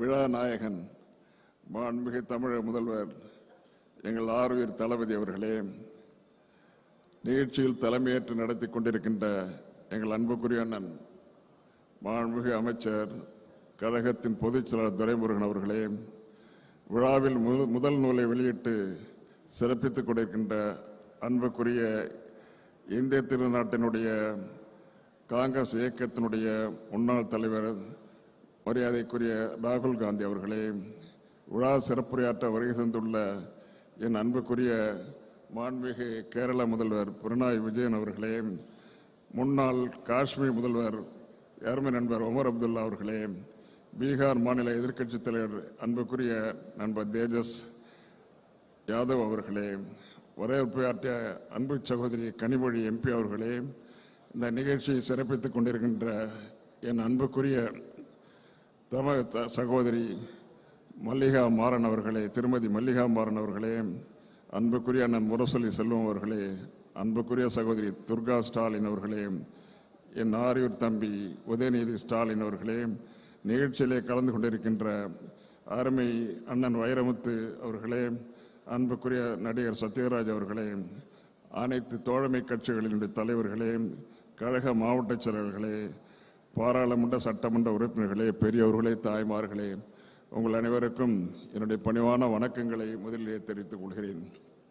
ஒரு நிமிஷம் ஆயிடுச்சு, இன்னும் ஒரு நிமிஷம் தான் இருக்குது. காந்தி கவலைப்படாது, ஒரே ஒரு நிமிஷம் தான் இருக்குது. இந்த ஒரு நிமிடத்தில் என்ன பேசுறது? எனக்கு முன்னாலே பேசிய 2 பேர் பேசினாங்க. இந்திய திருநாட்டிலிருந்த பல்வேறு மாநிலங்களிலிருந்து வந்திருக்கின்ற பீகார் இப்போது இருக்கின்ற எதிர்க்கட்சி தலைவர் தேஜஸ்வி அவர்கள் பேசினார்கள். அதற்கு பிறகு காஷ்மீர் முன்னாள் முதல்வர் ஒமர் அப்துல்லா பேசினாங்க. 2 பேருமே இளம் தலைவர்கள். இந்த 2 தலைவர்களுடைய மனதில் இருக்கின்ற அழுத்தங்கள் எவ்வளவு என்பதை நீங்கள் நன்றாக புரிந்து கொண்டீர்கள். தேஜஸ்வி பேசும்பொழுது கடைசியிலே பேசினார், நான் கவலைப்படுகிறேன், ஒரு கலெக்டிவாக எல்லோரும் ஒற்றுமையாக இருந்து நாம் போரிட தவறி விடுகிறோம் என்று கடைசியிலே முடித்தார். ஒமர் அப்துல்லா பேசின நேரத்தில் சொன்னார், இந்த நாட்டில் இருக்கின்ற எல்லோருக்கும் சுதந்திரம் இல்லை, மத சுதந்திரம் இல்லை, கலாச்சார சுதந்திரம் இல்லை, பண்பாடு சுதந்திரம் இல்லை. என்னுடைய நாடு, என்னுடைய மாநிலம் பிரித்து போடப்படுகிறது. அதற்கு காரணம் இந்த நாட்டில் இருக்கின்ற மிகப்பெரிய பெரும்பான்மை உள்ள மதச்சார்புள்ள மதத்தை வைத்துக் கொண்டு நாட்டை பிரிவினை சக்திகள் இன்றைக்கு கையாண்டு கொண்டிருக்கின்ற நிலையை அவர் தெளிவாக எடுத்து சொல்லிவிட்டு போனார். பாராளுமன்றத்தில் எங்களுடைய அன்பு தலைவர் தளபதி அவர்கள் சொல்லியபடி நாங்கள் இவர் என்ன கருத்து சொன்னாரோ அதெல்லாம் எடுத்து சொல்லியாச்சு. யாரும் கேட்க மாட்டாங்க. என்ன கேட்கறது என்ன சான்ஸ் இருக்குது? 303 பேர் இருக்காங்க. இந்த 303 பேர் அவங்கள ஜெயிக்க விட்டது யாரு? இதைத்தான் நான் நிறைய நேரம் பேச முடியாது, மிகவும் டைம் கன்சென்ட் ரொம்ப அதிகமாக இருக்கு. இந்த ஒரு நிமிஷத்தில் பேச விரும்புகிறேன். என்ன அந்த ஆளுங்கட்சிக்கு என்ன தகுதி இருக்குது, யோக்கியதை இருக்கிறது என்று நீங்க கேட்கலாம். 303 பேர் இருக்கிறாங்களே நீங்க சொல்லலாம். ஆனா ஒன்று, இந்த 303க்கு ஒட்டுமொத்தமாக அவர்கள் பெற்ற வாக்கு எண்ணிக்கை எவ்வளவு, வாக்கு சதவிகிதம் எவ்வளவு? 37%. 37% கொண்ட வாக்குரிமை பெற்றவர்கள் இந்த நாட்டை ஆண்டு கொண்டிருக்கிறார்கள். 303 உறுப்பினர்களை கொண்டு 63% கொண்ட இந்த நாட்டில் இருக்கின்ற எதிர்க்கட்சிகள், இங்கே உட்கார்ந்து இருக்கின்ற எதிர்க்கட்சி தலைவர்களுக்கெல்லாம் சொல்லிக் கொள்ள விரும்புகிறேன், இன்று ஒன்று கூடுகிறீர்கள். தென்னகத்திலே என்னுடைய அன்பு தலைவர் தளபதி அவர்களுடைய முன்னிலையில், அவருடைய தலைமையில் இன்றைக்கு ஒன்று கூடியிருக்கிறீர்களே, இந்த நிலை மேலும் மேலும் அதிகரிக்க வேண்டும். 1996 போல, 2004 போல எல்லா அன்றைக்கு இருந்த கட்சிகளை விட இன்னும் சில நண்பர்களை சேர்த்துக் கொண்டு ஒற்றுமையாக நீங்க போரிட்டால்தான் திராவிட மாடல் அரசியல், எங்களுடைய அன்பு தலைவர் தளபதி அவர்கள் இன்றைக்கு முன்மொழிந்திருக்கிறாரே, அந்த திராவிட மாடல் அரசியல், மாநில சுயாட்சி, மதச்சார்பின்மை, இந்த மதச்சார்பையும் மாநில சுயாட்சியும் சமூக நீதியோடு கலந்து எல்லாம் சேர்ந்த கலவைதான் திராவிட மாடல். இந்த திராவிட மாடல் ஐயா வைரமுத்து அவங்க சொன்னாங்க, திராவிட மாடல் சொல்லுங்க, எந்த வேணாலும் சொல்லுங்க, ஆனா திராவிட மாடல் சொல்லுங்க, தமிழ்நாட்டு மாடல் எது வேணாலும் சொல்லுங்க. இது தளபதி அவர்களை முன்னிறுத்தி இன்றைக்கு திராவிட மாடல் அரசியல் சமூக நீதியினுடைய தலைவராக சமூக நீதி இயக்கத்தை இன்றைக்கு தோற்றுவித்திருக்கின்ற எங்களுடைய அன்பு தலைவர் தளபதி அவர்கள் தலைமையில் ஒன்று கூட வேண்டும் என்று நான் சொல்லவில்லை. யார் தலைமையில் வேணாலும் கூடுங்க, எல்லோரும் ஒன்னா சேருங்க. நேரடியாக பார்க்கும் போது கட்டிப்பிடித்துக் கொள்கிறோம், வேற்றுமைகளை மறந்து ஒரு கட்டிப்பிடித்து தொழில் கொள்கிறோம். ஆனால் தேர்தல் வந்தால் நெல்லிக்காய் மூட்டை அவுத்து விட்டது போல எங்க தனித்தனியாக நின்று கொண்டிருக்கிறோம்.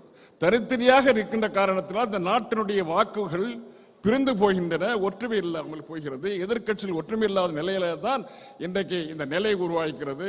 இனிமேலாவது நாம் எல்லோரும் ஒன்றாக சேர்ந்து, இன்றைக்கு வந்திருக்கின்ற தமிழகத்திற்கின்ற தலைவர்கள் எல்லோரும் ஒன்றாக சேர்ந்து எப்படியாவது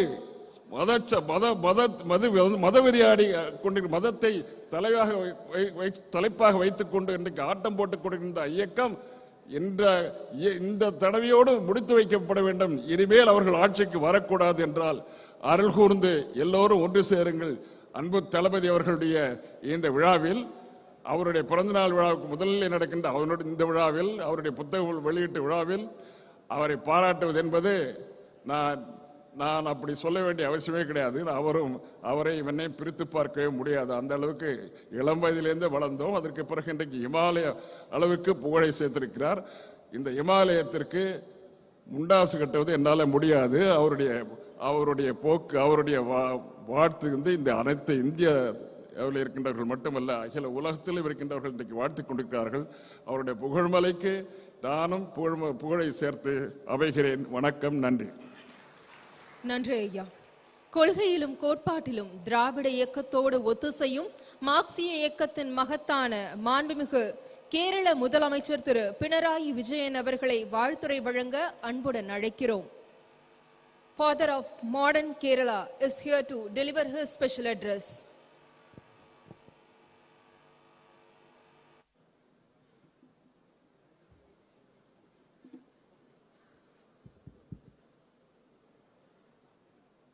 Dear sisters and brothers, it gives me immense pleasure to be with you all here today at the book release of Thiru Stalin Avargal's autobiography, Ungalil Oruvan. As a Malayali, I am extremely happy to be here because Kerala and Tamil Nadu have had warm ties that span millennia. Malayalis and Tamilians are children of the same soil. We are brothers and sisters. Thiru Stalin Avargal has always been keen to ensure that our fraternal bonds are further strengthened. In all matters regarding both states, he has tried to ensure that the interests of both Kerala and Tamil Nadu are secured. On behalf of Keralites, our government has also tried to ensure the same. I hope that our people's relationship as siblings can be enriched further so that the people of our country benefit.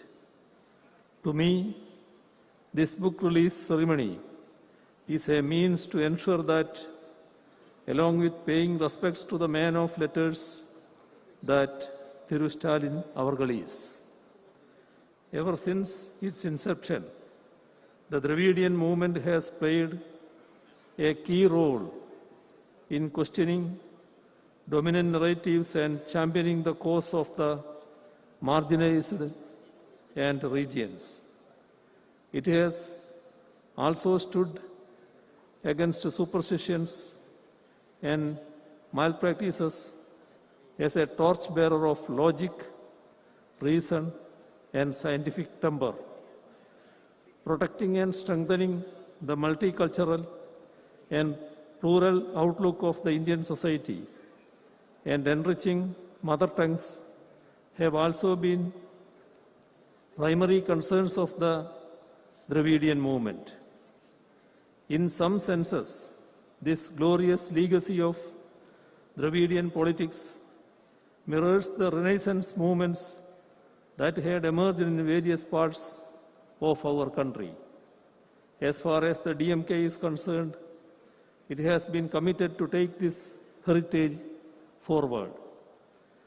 Much like it had in Kalaignar Karunanidhi, in Thiru Stalin Avargal, the DMK has an able and seasoned leader who has risen from within the ranks of the party and can take it forward, battling the present challenges that our polity and society face.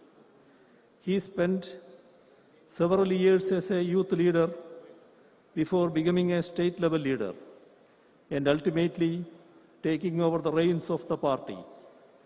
Even as an elected representative, he started right from the grassroots in the Chennai Corporation. Later on, it was after stints as the Minister for Municipal Administration and Rural Development, Deputy Chief Minister, and the Leader of Opposition that he assumed the Chief Ministership of Tamil Nadu. His vast experience in standing with the people at different levels is certainly being reflected in his leadership today, which reminds us of his illustrious father's inimitable style. Thiru Stalin Avargal is one among the first in the country who stands up in defense of federalism whenever it comes under attack. When the rights and powers of states are sought to be trampled upon, he stands unflinchingly to secure them.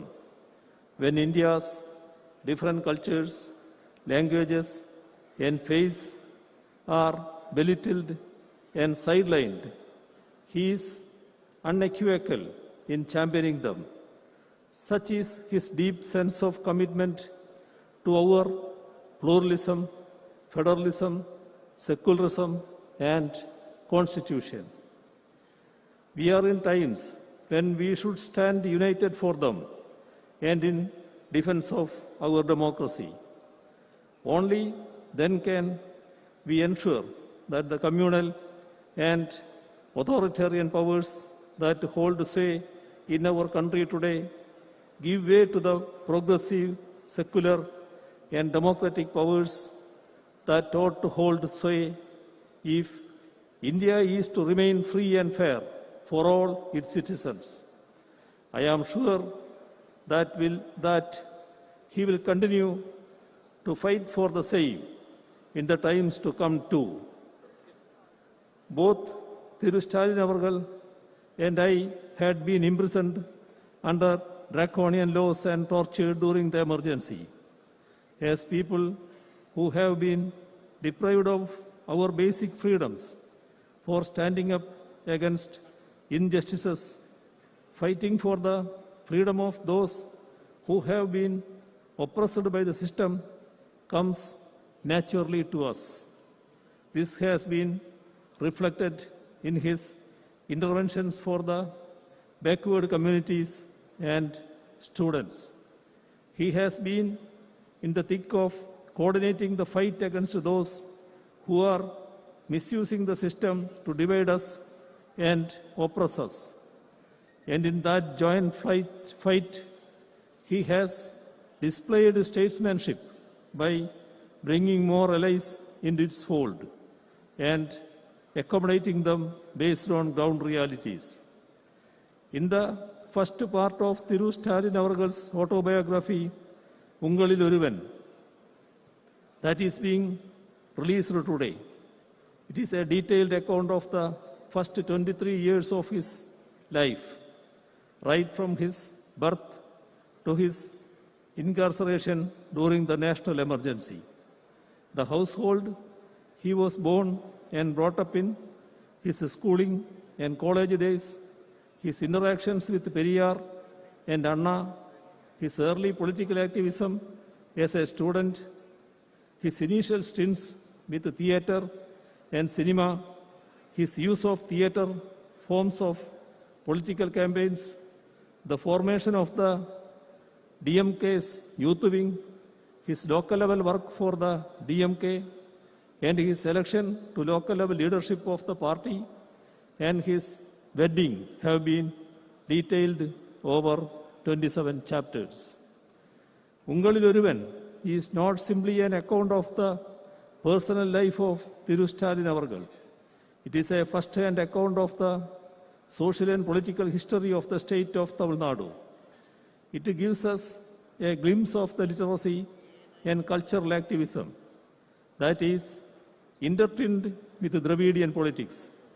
It gives us an insider's take on how Dravidian politics made inroads into the youth and students of Tamil Nadu. It offers insights on the idea of self-respect, a cornerstone of the Dravidian movement. It delves into the struggles organized to protect one's mother tongue and freedom as well, with the churnings in India's polity and society during the 1960s and 70s. Let me conclude by reciting the sage poet Thiruvallur. Let me remember Thiruvallur, a man with a loving heart belongs to another person. I am quoting Thiruvallur. A man with a loving heart belongs to another person. Love allows him to extend life beyond its limits. If you go through this autobiography, I am sure you will find a great man who has immense concern for his fellow beings. His love, concern, and affection towards the people truly get reflected in this book. Without an iota of doubt, I can say that Thiru Stalin Avargal belongs not just to him alone, but to the society as a whole. It is against this backdrop that the title of the book, Ungalil Oruvan, becomes meaningful in every sense. As someone who has always tried to read as many books as possible, I can undoubtedly say that I am eagerly waiting for the subsequent parts of Ungalil Oruvan. Part 1 certainly provides a sneak peek into what is to follow. By reading this book, one will be touching the man, Thiru Stalin Avargal. I hope that this autobiography, which makes a good read, will be well received by the public. I express my gratitude for inviting me also to be a part of this book release ceremony and convey my best wishes to the author, Brother Stalin. I gather that it is his birthday tomorrow. Let me also extend advance birthday greetings to him. Thank you. தங்கள் வாழ்த்துரைக்கு மிக்க நன்றி ஐயா. மாணவ பருவகாலம் முதல் இயக்கம் வளர்த்த முன்னோடி கழகத்தின் பொதுச் செயலாளர் மாண்புமிகு திரு துரைமுருகன் அவர்களை தலைமை உரையாற்ற அன்புடன் அழைக்கிறோம்.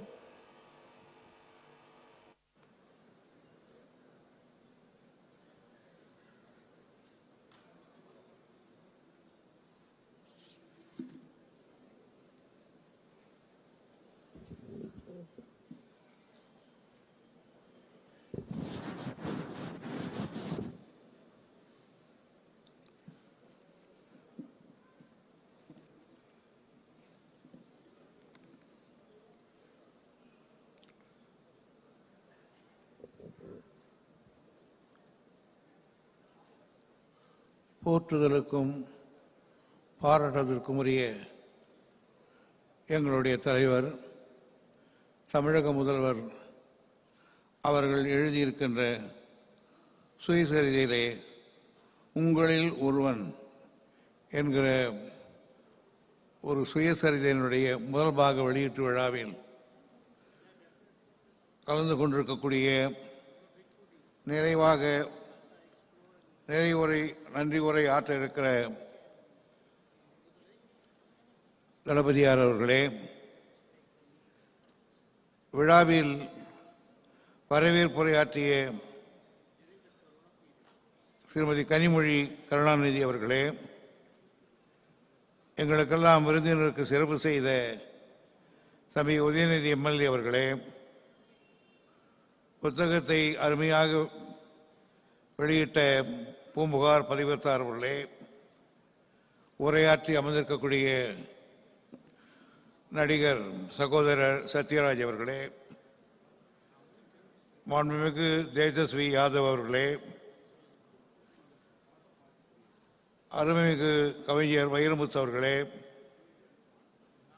காஷ்மீரத்து சிங்கம் வசீரே ஆசாம் அப்துல்லாவின் பேரன் மரியாதைக்குரிய உமர் அப்துல்லா அவர்களே, திராவிட முன்னேற்ற கழகத்தின் பாராளுமன்ற குழு தலைவர் கழக பொருளாளர் டி.ஆர். பால் அவர்களே, மாண்புமிகு கேரளத்து முதல்வர் பினராயி விஜய் அவர்களே, இறுதியாக உரையாற்ற இருக்கின்ற அகில இந்திய காங்கிரஸ் கட்சியுடைய தலைவர்களில் ஒருவர் நம் மரியாதைக்குரிய ராகுல் காந்தி அவர்களே, மற்றும் இந்த விழாவுக்கு அரங்கத்தில் இணைந்திருக்கின்ற சான்றோர் பெருமக்களே, உங்கள் அனைவருக்கும் முதற்க என்னுடைய நன்றி கலந்த வணக்கம்.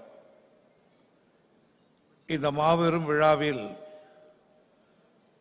சரித்திரம் படைக்கப் போகின்ற இந்த விழாவில், அந்த நூலை வெளியிடுகிற நிகழ்ச்சியில் எனக்கு தலைமை பொறுப்பை தந்த நூலாசிரியர் தளபதியார் அவர்களுக்கும், புத்தகத்தை வெளியிட்ட பூம்புகார் பத்திரிகைக்காரருக்கும் என் மனமார்ந்த நன்றியை வணக்கத்தை நான் தெரிவித்துக் கொள்கிறேன்.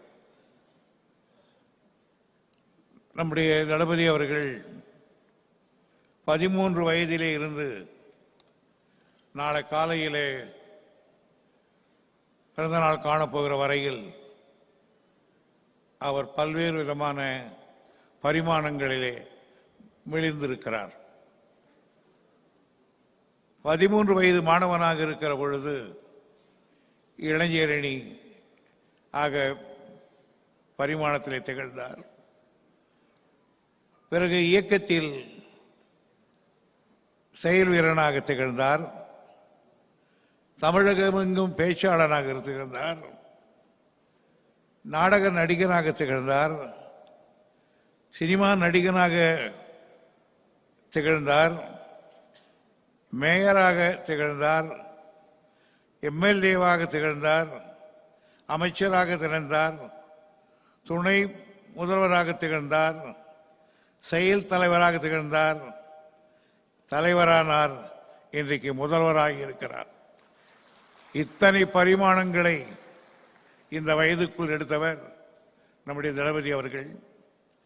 இந்த முதல்வர் இத்தனை பரிமாணங்கள் இருந்ததை தவிர ஒரு பரிமாணம் இருக்குமோ இருக்காதோ என்கிற ஒரு நிலை இருந்தது. அதையும் இப்பொழுது தீர்த்து தான் ஒரு எழுத்தாளன் என்பதை நம்முடைய தளபதி அவர்கள் இன்றைக்கு நிரூபித்து காட்டியிருக்கிறார்கள். அந்த நூலை நான் படித்தேன். பொதுவாக எந்த புத்தகம் வாங்கினாலும் அண்ணா சொல்வார், முதல்ல 10 பக்கம், கடைசியில் 10 பக்கம், நடுவில் ஒரு பக்கம் முடிஞ்சதுன்னு சொல்லுவார் எங்க கிட்ட. அந்த மாதிரி தான் இப்போ நான் படிக்கிற நேரம் வரல.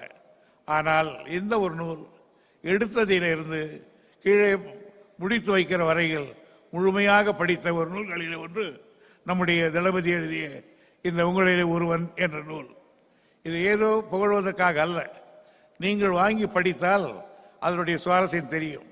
பொதுவாக அரசியல்வாதிகள் எழுதுகின்ற சுயசரிதையில் அதுக்கு மிக மிக எடுத்துக்காட்டு 2. ஒன்று, கலைஞர் அவர்கள் எழுதியிருக்கிற நெஞ்சுக்கு நீதி.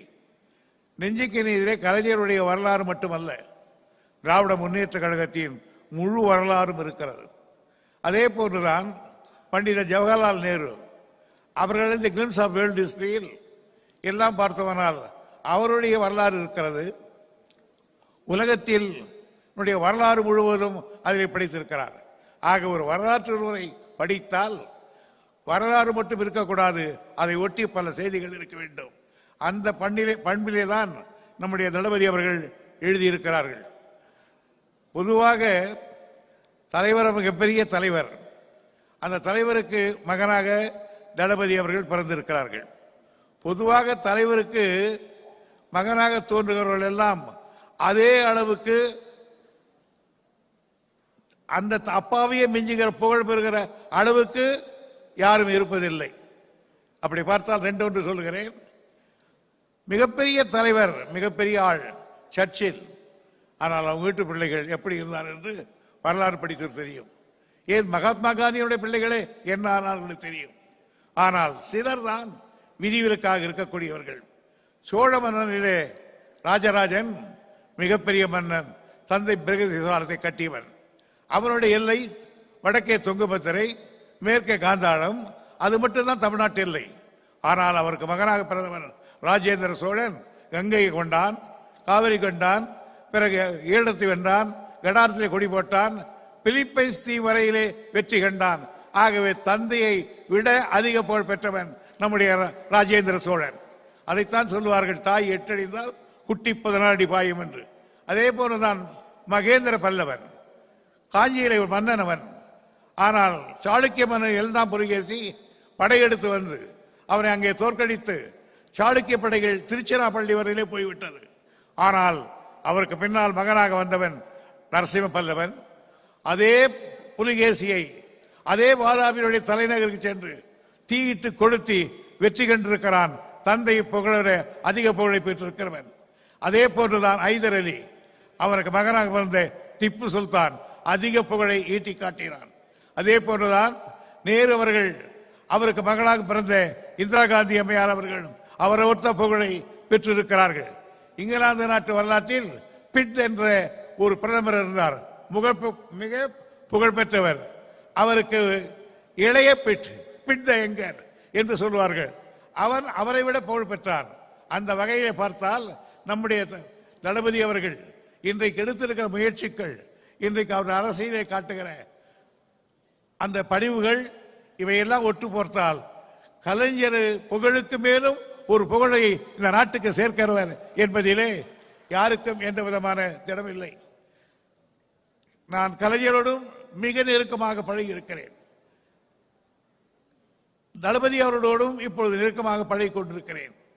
ஆனால் நான் எல்லா கூட்டத்திலும் சொல்வதைப் போல் தளபதி அவர்களுடைய ஆளுமை, அணுகுமுறை, இவைகளையெல்லாம் பார்க்கிற பொழுது மிக உச்சமான நிலைக்கு வருவார் என்பது திடமான நம்பிக்கை. என்னுடைய அனுபவத்தில் நான் அவர் வாழ்த்துகிறேன், பாராட்டுகிறேன். எழுத்து என்பது கலைஞருடைய குடும்பத்துக்கு புதியதல்ல. இங்கே நம்முடைய ராகுல் காந்தி அவர்கள் ஒவ்வொன்றையும் கேட்டுக்கொண்டிருந்தார்கள் என்ன என்று. அவருக்காக ஒரு சிறு குறிப்பை ஆங்கிலத்திலே படிக்கிறேன் தலைவருடைய குடும்பத்தை பற்றி. I would like to say a few words for information of dignitaries present here who are not covenant in Tamil Nadu. Through M.K. Stalin, the president of DMK, was born in a family speedy in politics, cinema, creative writing, doing hard and sincere work, ceaselessly and tirelessly for the cause of the party and the Tamil public at large. His grandfather, his father's father, Muthuvelar, was a rural genius. His father, our inspirer, the president of the party for nearly half a century, Muthamalajar Kalaignar Karunanidhi, was a remarkable and renowned leader, surpassing everyone in a number of fields. His brother-in-law, namely Kalaignar's sister's son, Murasoli Maran, was an extraordinary parliamentarian and thinker and writer.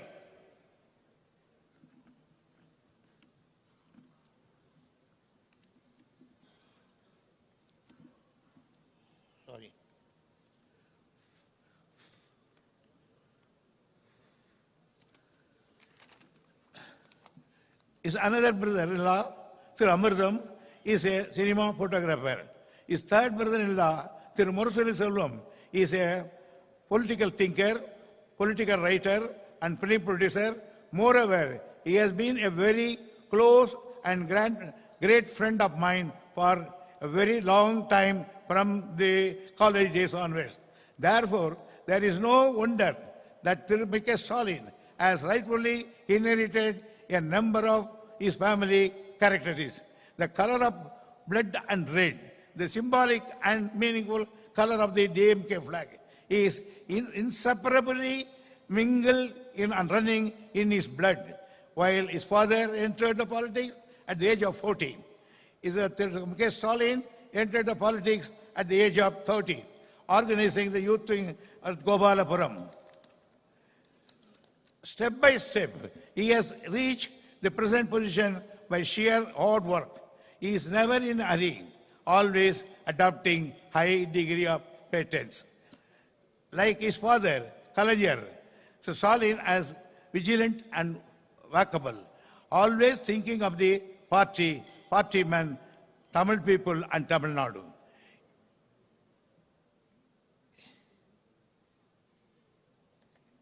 In short, I can say, is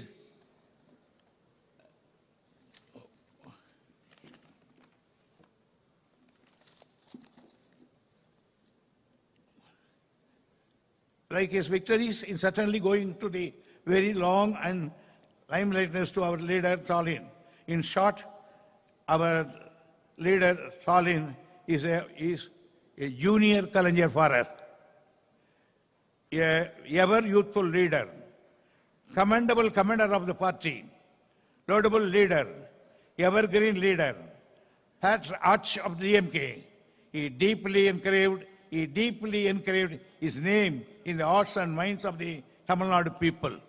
என்று இத்தகைய பெருமைகளை பெற்றிருக்கிற காரணத்தால் தான் அவர் இன்றைக்கு ஓங்கு புகழ் பெற்றிருக்கிறார்.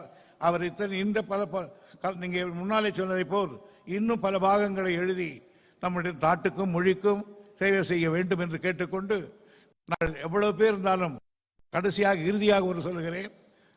போன விழாவில் ஒரு புத்தக வெளியிட்டாவில் அமிர்தம் அவர்கள் பேசிய பேச்சிலிருந்து ஒரு பகுதியை வாங்கிக் கொள்கிறேன். அமிர்தம் பேசுகிற பொழுது எனக்கு கண்ணிலே தண்ணி வந்து விட்டது.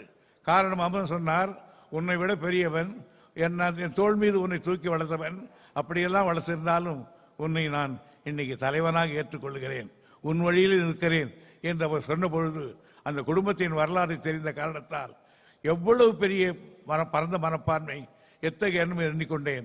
அதே போன்றுதான் நாங்கள் எவ்வளவு வளர்ந்திருந்தாலும், உன்னை விட பெரியவராக இருந்தாலும் உன்னை எங்கள் வழிகாட்டியாக, தலைவராக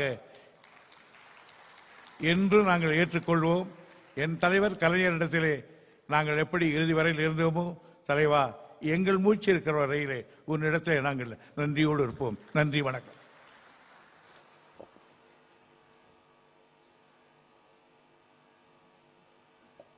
நன்றி ஐயா.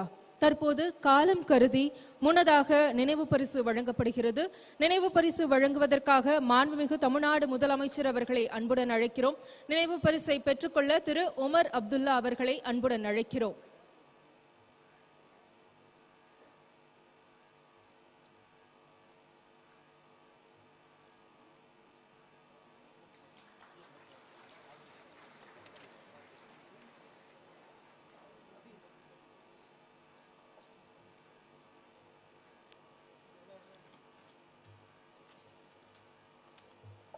தற்போது கேரள முதலமைச்சர் திரு பினராயி விஜயன் அவர்களுக்கு நினைவு பரிசு வழங்கப்படுகிறது.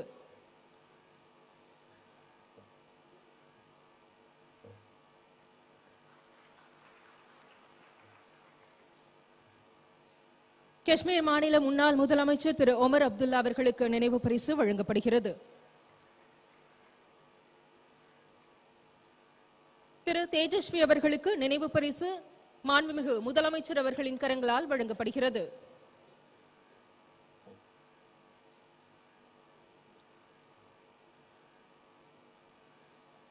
முன்னதாக மாண்புமிகு அமைச்சர் திமுக பொதுச் செயலாளர் திரு துரைமுருகன் அவர்களுக்கு நினைவு பரிசு வழங்கப்படுகிறது.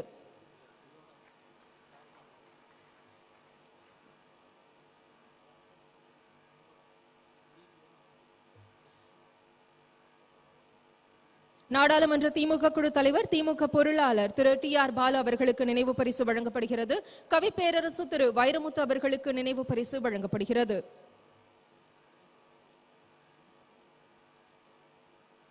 நடிகர் திரு சத்யராஜ் அவர்களுக்கு நினைவு பரிசு வழங்கப்படுகிறது.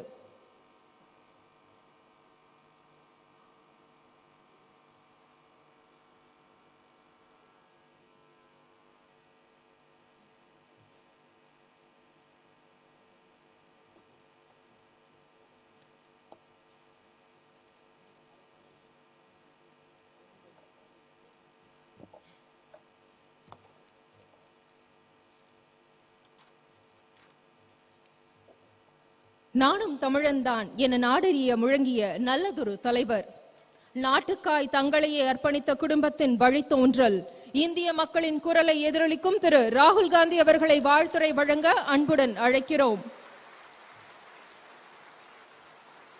அவரது உரையை மொழிபெயர்க்க திமுக கொள்கை பரப்பு செயலாளர் திரு திருச்சி சிவா MP அவர்களை அழைக்கிறோம்.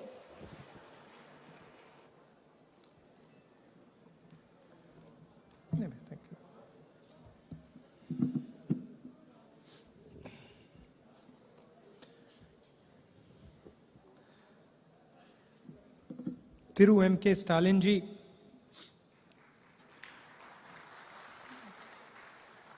Thiru Durai Murugan ji, Thiru T.R. Balu ji, Tirumati Kanimozi ji, Thiru Pinarayi Vijayan ji, Thiru Omar Abdullah, Thiru Tejashwi Yadav ji, Thiru Veramuthu ji, Thiru Satyaraj ji. Friends, brothers and sisters, I'd like to welcome all of you here today. மரியாதைக்குரிய மு.க. ஸ்டாலின் அவர்களே, துரைமுருகன் அவர்களே, TR. Balu அவர்களே, கனிமொழி அவர்களே, பினராயி விஜயன் அவர்களே, ஓமர் அப்துல்லா அவர்களே, தேஜஸ்வி அவர்களே, வைரமுத்து அவர்களே, சத்யராஜ் அவர்களே, நண்பர்களே, சகோதர சகோதரிகளே, உங்கள் அனைவருக்கும் வணக்கம்.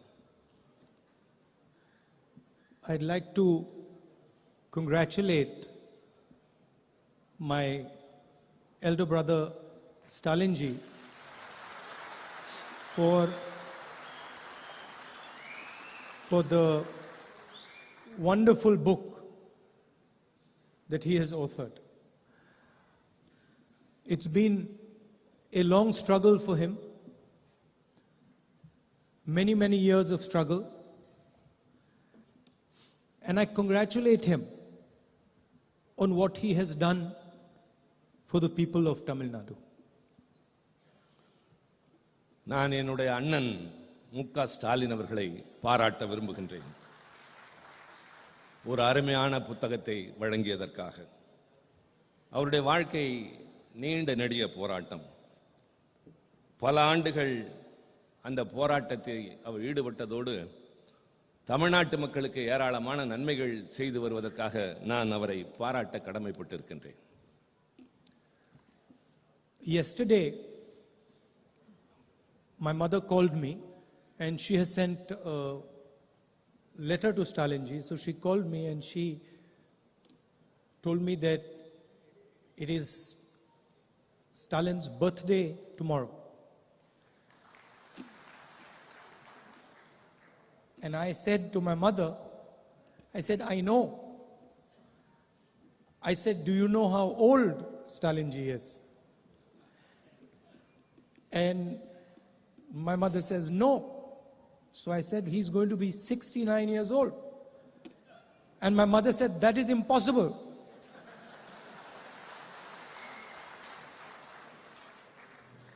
நேற்றைய தினம் என்னுடைய தாயார் என்னை அழைத்து நாளை முக ஸ்டாலினுக்கு பிறந்த நாள் என்று சொன்னார்கள். நான் எனக்கு தெரியும் என்று சொன்னேன்.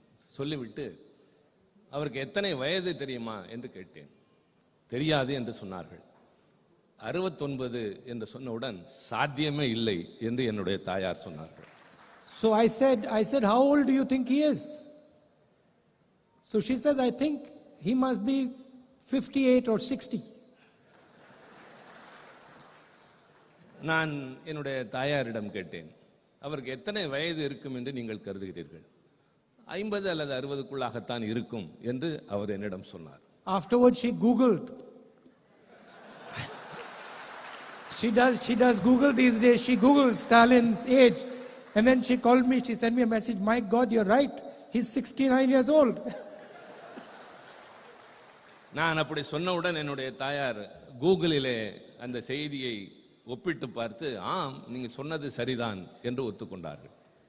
So I don't know if it's in the book, but if it isn't, he has to write another book telling us how he manages to look so young. இந்த புத்தகத்தில் இருக்கிறதா இல்லையா எனக்கு தெரியாது. ஆனால் அவர் இன்னொரு புத்தகம் எழுத வேண்டும், தான் எப்படி இவ்வளவு இளமையாக இருக்கிறோம் என்பதை பற்றி. I'd like to thank Stalin ji and all of you for inviting me here and giving me the honor to speak to you. நான் திரு ஸ்டாலின் அவர்களுக்கும் உங்கள் அனைவருக்கும் இந்த விழாவிலே கலந்து கொள்ள வாய்ப்பு தந்தமைக்காக மனமார்ந்த நன்றியினை தெரிவித்துக் கொள்கின்றேன். It's always a pleasure for me to come to Tamil Nadu. தமிழ்நாட்டிற்கு வருவது எப்பொழுதுமே எனக்கு மகிழ்ச்சி தரக்கூடிய ஒன்று. And I don't mean that in a light way. I mean that in a very profound and deep way. நான் அதை மேலோட்டமாக சொல்லவில்லை, அடிமனதிலிருந்து ஆழமான உணர்வோடு நான் இதை குறிப்பிடுகிறேன். Some days ago I gave a speech in Parliament and I believe it was appreciated in Tamil Nadu. சில நாட்களுக்கு முன்னால் நான் நாடாளுமன்றத்தில் ஆற்றிய உரையினை தமிழ்நாடு மிகப்பெரிய அளவில் பாராட்டியதாக நான் அறிந்தேன். And as I was walking out of Parliament, these journalists, they try to be clever all the time. As I was walking out, of Parliament, one of the journalists asked me, you gave this speech. Why did you mention Tamil Nadu so many times? நான் நாடாளுமன்றத்திலிருந்து வெளியே வந்தபோது பத்திரிகையாளர்களை பார்த்தேன். அதில் ஒருவர் என்னிடம் கேட்டார், உங்களுடைய உரையில் என்ன காரணத்திற்காக நீங்கள் தமிழ்நாட்டை பற்றி குறிப்பிட்டீர்கள் என்று கேட்டார். And suddenly I realized that I had mentioned Tamil Nadu many times.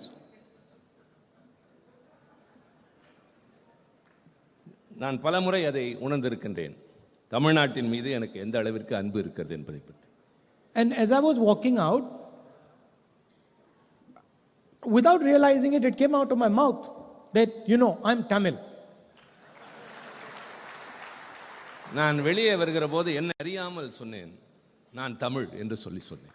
என்னை அறியாமல் அந்த வார்த்தை வந்தது. Then I got in the car and I was thinking, but why did you say that? நான் என்னுடைய காரில் ஏறியதற்கு பின்னால் ஏன் அப்படி சொன்னேன் என்று யோசித்தேன். Why did those words come out of your mouth? ஏன் அந்த வார்த்தைகள் உன்னுடைய வாயிலிருந்து வந்தன? You're not born in Tamil Nadu. நீங்கள் தமிழ்நாட்டில் பிறக்கவில்லை. You don't speak Tamil. நீங்கள் தமிழ் மொழியை பேசுவதில்லை. Tamil is a 3,000-year-old civilization. 3000 ஆண்டுகள் பழமையான நாகரிகமுடைய மொழி தமிழ் மொழி. You don't even begin to understand that civilization. அந்த நாகரிகத்தை பற்றி நீங்கள் இன்னும் தெரிந்து கொள்ளக்கூட முற்படவில்லை. How can you say you are Tamil? I ask myself. அதற்கு பின்னாலும் எப்படி நீங்கள் தமிழர் என்று சொல்லிக் கொள்கிறீர்கள் என்று எனக்கு நானே கேட்டுக்கொண்டேன். How have you given yourself the right to say that you are Tamil? நான் எப்படி அந்த உரிமையை அப்படி சொல்லுகின்ற அளவிற்கு எடுத்துக்கொண்டேன். And I was thinking this for some time in the car while I was driving home. நான் காரில் செல்கிற போது மீண்டும் தொடர்ந்து அதை பற்றியே யோசித்துக் கொண்டிருந்தேன். And then I realized why I said those words. பின்னர் நான் உணர்ந்தேன் ஏன் அந்த வார்த்தையை சொன்னேன் என்பது பற்றி. Because my blood is mixed with your soil.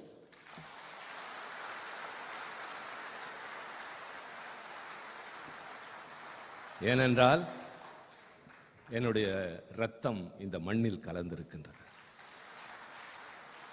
It was a very sad experience for me losing a father.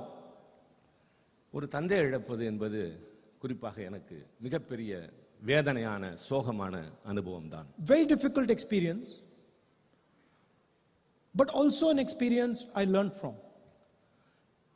நான் அந்த சோகமான அனுபவத்தை திருப்பி திருப்பி எண்ணி பார்க்கிறேன். And so I realized that I do have the right to call myself Tamil. நான் உணர்ந்தேன் என்னை தமிழன் என்று அழைத்துக் கொள்வதற்கான எல்லா உரிமைகளும் எனக்கு இருப்பதாக. Now what does it mean to be a Tamil? தமிழனாக இருப்பதனுடைய பொருள் என்ன? The first thing it means is when I come to this state, I come with humility.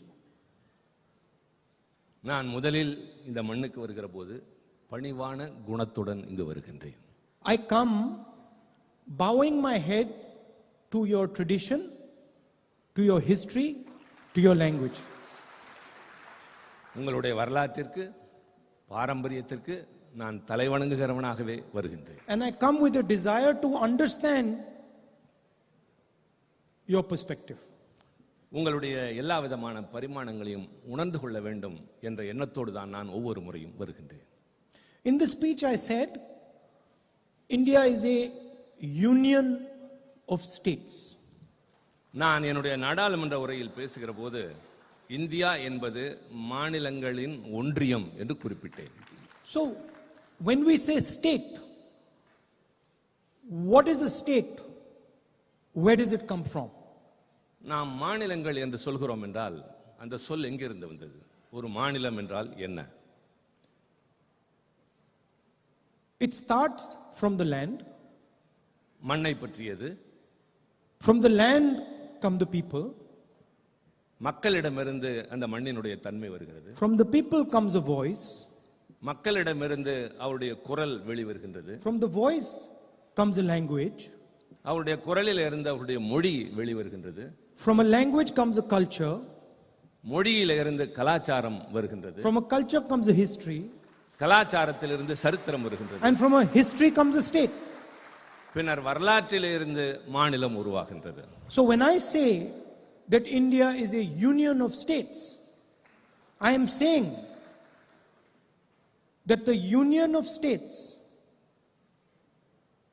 come together to form India. நான் இந்தியா என்பது மாநிலங்களின் ஒன்றியம் என்று சொல்லுகிற போது இது மாநிலங்களிலிருந்து தான் இந்தியா என்பதே வருகின்றது என்பதை நான் அழுத்தமாக சொன்னேன்.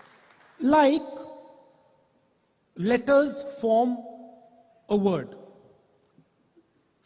எழுத்துக்கள் சேர்ந்து சொல்லாக மாறுகிறது. A word forms a sentence. வார்த்தைகள் சேர்ந்து வாக்கியமாக மாறுகிறது. And a sentences become a poem. வார்த்தைகள் ஒன்று சேர்ந்து வாக்கியமாக மாறி அந்த வாக்கியங்கள் ஒன்று சேர்ந்து கவிதையாக மாறுகின்றது. If you do not respect the letters, you do not respect the words, you do not respect the sentences, you cannot respect the entire poem. எழுத்துக்களை மதிக்கவில்லை என்றால், சொற்களை மதிக்கவில்லை என்றால், வாக்கியத்தை மதிக்கவில்லை என்றால் வேறு எதையும் மதிக்க முடியாது. So when the Prime Minister comes here and he tries to impose some other idea on the people of Tamil Nadu, when he does not understand that Tamil Nadu is just not two words. Tamil Nadu is 3,000 years. Tamil Nadu is the land. Tamil Nadu is the people. Tamil Nadu is the language. Tamil Nadu is the words. When he does not understand that, he insults this state and he insults our country. பிரதமர் இங்கு வருகிற போதெல்லாம் பொருள் புரியாமல் தமிழ்நாட்டை பற்றி பேசுகிறார். அது 3000 ஆண்டுகள் பழமையுள்ள ஒரு பாரம்பரியமான நாடு. அவர் சொற்களை புரிந்து கொள்வதில்லை, வாக்கியங்களை புரிந்து கொள்வதில்லை, மொழியை புரிந்து கொள்வதில்லை. பின்னர் எந்த அடிப்படையில் தமிழ்நாட்டை பற்றி அவர் பேசுகிறார்? How can you take away the voice of the people of Tamil Nadu and then say to the people of Tamil Nadu that I respect you? அவருடைய குரலை புரிந்து கொள்ள முடியாமல் நான் உங்களுக்காக பேசுகிறேன் என்று எப்படி அவர் சொல்ல முடியும்? When the people of Tamil Nadu repeatedly ask you and talk to you, want to talk to you about NEET, and you don't answer them, what type of respect is that? அவர்கள் திருப்பி திருப்பி கேட்கிற எதையுமே உணர்ந்து கொள்ளாமல் நீங்கள் பேசுகிற போது அவர்கள் மீது என்ன மரியாதை வைத்திருக்கிறீர்கள்? When the voice of Tamil Nadu says the GST is unfair, the GST harms productive states, and you do not respond, who are you disrespecting?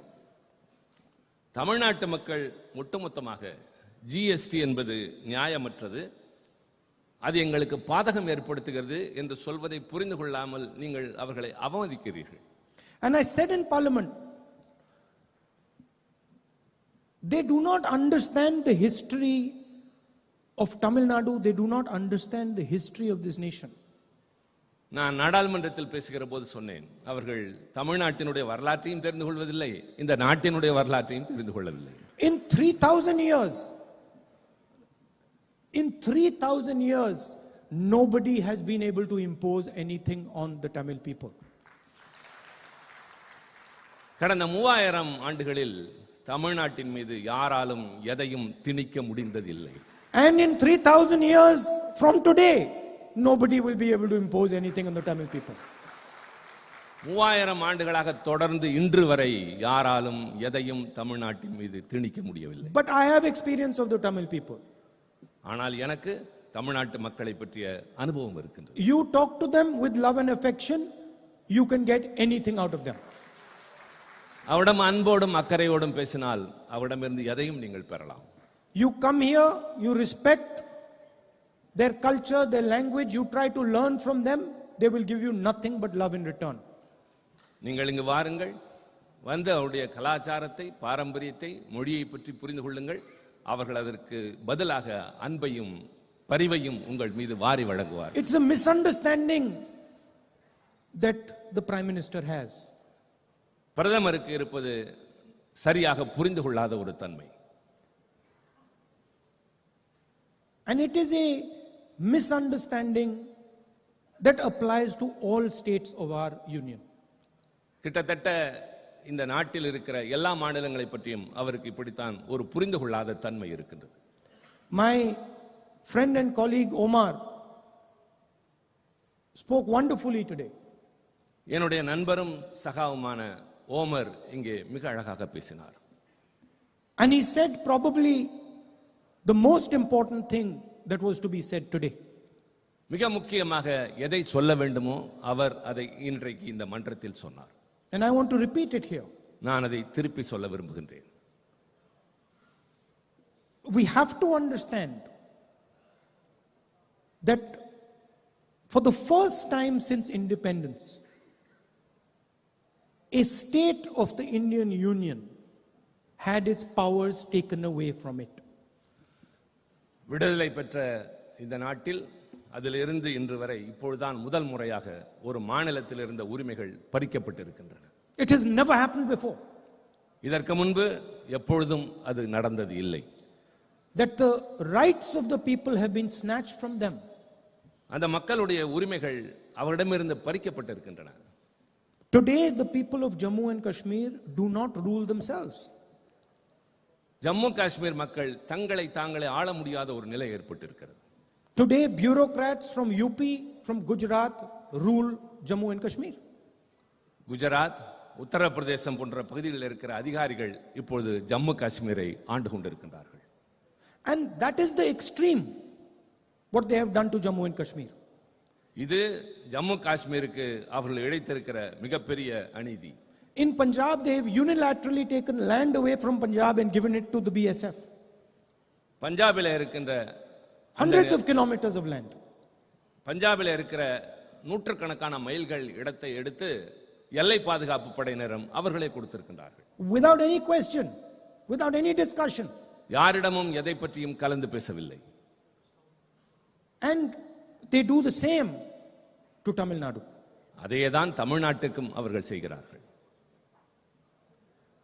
We always speak about unity from diversity. நாம் வேற்றுமையில் ஒற்றுமையை பற்றி மிகச் சிறப்பாக பேசுகிறோம். India has very, very diverse people, diverse states, diverse languages. India என்கின்ற இந்த நாடு பல்வேறு மொழிகளையும் பல்வேறு கலாச்சாரங்களையும் கொண்ட ஒரு நாடு. And historically, India has taken advantage of this diversity. வரலாற்று ரீதியாக இந்த வேற்றுமையின் காரணமாக இந்தியாவிற்கு பல அனுகூலங்கள் கிடைத்திருக்கின்றன. It's our biggest strength. இது இந்தியாவினுடைய பலம். I learned from the people of Tamil Nadu. அது தமிழ்நாட்டு மக்களிடமிருந்து தெரிந்து கொள்ள வேண்டும். Tamil Nadu learns from the people of UP. Tamil Nadu learns from the people of Maharashtra. We learn from each other. Tamil Nadu உத்தரப்பிரதேசத்து மக்களிடமிருந்து கற்றுக்கொள்கிறது. தமிழ்நாடு ஹரியானா மாநிலத்திலிருந்து கற்றுக்கொள்கிறது. ஒவ்வொருவரிடமிருந்தும் ஒவ்வொருவரும் ஏதாவது கற்றுக்கொள்கிறோம். We respect each other. நாம் ஒருவரை மற்றொருவர் மதிக்கிறோம். So our vision is unity from diversity. எங்களுடைய ஒட்டுமொத்தமான கருத்து வேற்றுமையில் ஒற்றுமை.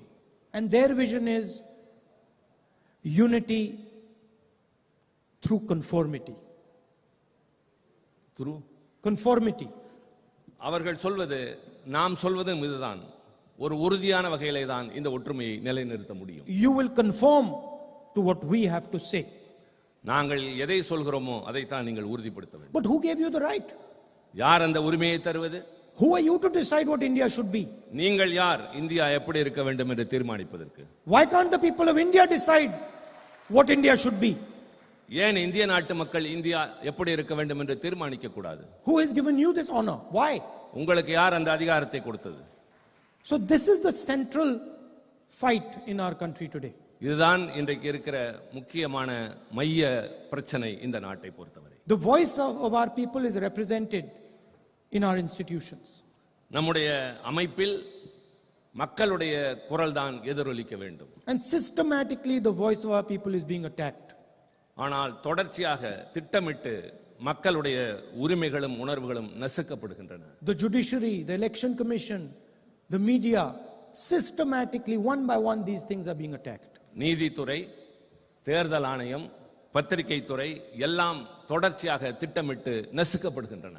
But the BJP should not be under any illusions.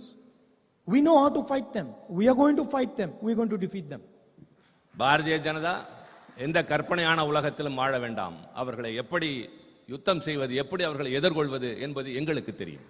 Because they are fighting history. They are fighting tradition. ஏனென்றால் அவர்கள் வரலாற்றை எதிர்த்து போரிடுகிறார்கள். And they cannot defeat it. அவர்கள் பாரம்பரியத்தை எதிர்த்து போரிட்டுக் கொண்டிருக்கிறார்கள். அது அவர்களால் முடியாது. தோற்றுக்கொண்டே தான் இருப்பார்கள். Once again, it's a honor for me to come here and say these words to you. மீண்டும் ஒரு முறை உங்கள் முன்னால் நான் வந்து பேசுவதற்கு நான் பெரும் மகிழ்ச்சி அடைகின்றேன். மதிப்பளித்ததாக நான் உணர்கின்றேன். I'd like to conclude by wishing Brother Stalin a very happy birthday tomorrow.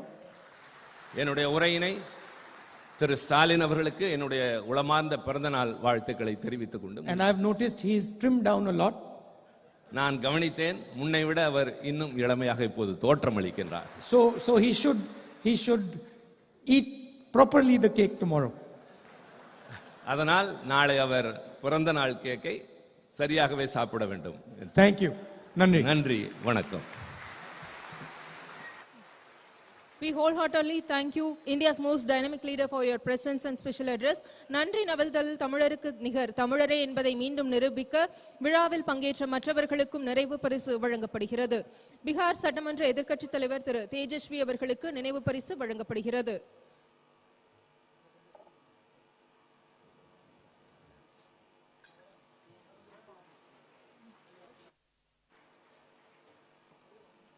திருமிகு கனிமொழி கருணாநிதி அவர்களுக்கு நினைவு பரிசு வழங்கப்படுகிறது.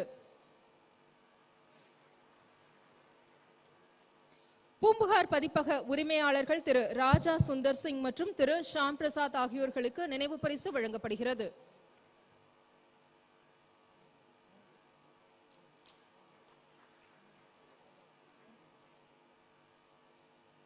நூல் ஆக்கத்திற்கு உறுதுணையாய் இருந்தவர்களுக்கும் நினைவு பரிசு வழங்கப்பட உள்ளது. திரு ப. திருமாவேலன், கலைஞர் செய்திகள் தொலைக்காட்சி செய்தி பிரிவு தலைவர் அவர்களுக்கு மாண்புமிகு முதலமைச்சர் அவர்கள் நினைவு பரிசு வழங்கி மகிழ்கிறார். திரு இரா. தினேஷ்குமார், முதலமைச்சரின் தனி செயலாளர் அவர்களுக்கு நினைவு பரிசு வழங்கப்படுகிறது. திரு போ. தங்கபாண்டியன்,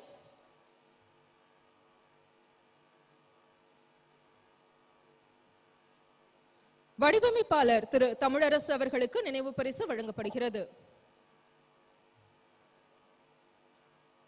ஓவியர் திரு தமிழ் அவர்களுக்கு நினைவு பரிசு வழங்கப்படுகிறது. நம் ஒப்பற்ற தலைவர் திராவிட மாடல் மாண்புமிகு தமிழ்நாடு முதலமைச்சர் அவர்களை ஏற்புரையும் நன்றியுரையும் ஆற்றிட பேரன்புடன் அழைக்கிறோம். முன்னதாக பூம்புகார் பதிப்பகத்தின் சார்பில் மாண்புமிகு முதலமைச்சர் அவர்களுக்கு நினைவு பரிசு வழங்கப்படுகிறது.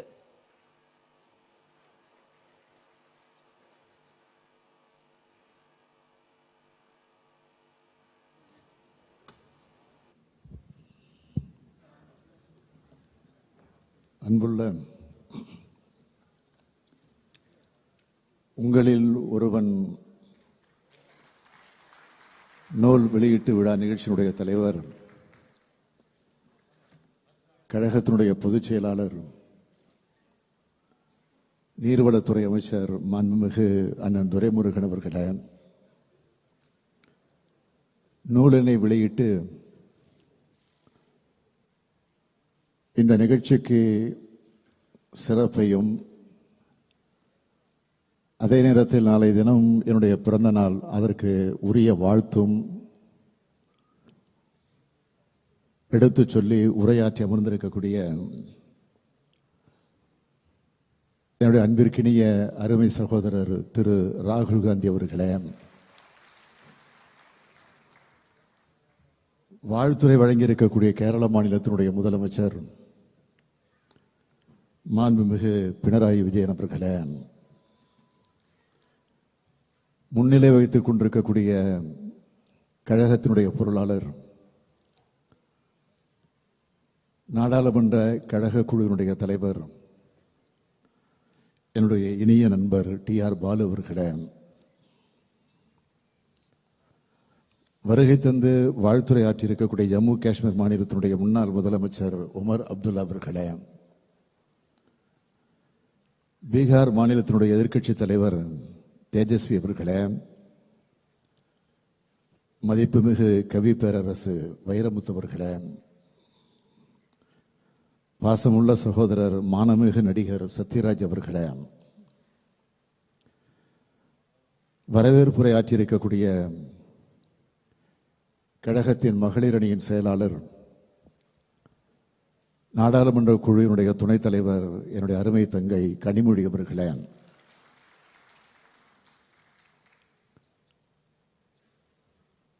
வந்திருக்கக்கூடிய சிறப்பு விருந்தினருக்கெல்லாம் சால்வை அணிவித்து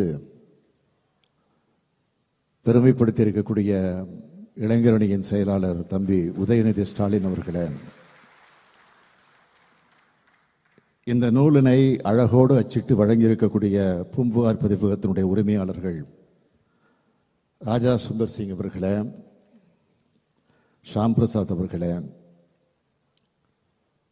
மாண்புமிகு தமிழக அமைச்சர் பெருமக்களே, பல்வேறு பொறுப்புகளை ஏற்று ஆண்டோர்களாக சான்றோர்களாக விளங்கிக் கொண்டிருக்கக்கூடிய பெரியோர்களே, தாய்மார்களே, நம்முடைய தாய் கழகமாம் திராவிட கழகத்தினுடைய தலைவர் ஐயா ஆசிரியர் உள்ளிட்ட பல்வேறு கட்சிகளை சார்ந்திருக்கக்கூடிய தலைவர் பெருமக்களே, பெரியோர்களே, தாய்மார்களே, பாசத்திற்குரிய பத்திரிகையாளர்களே,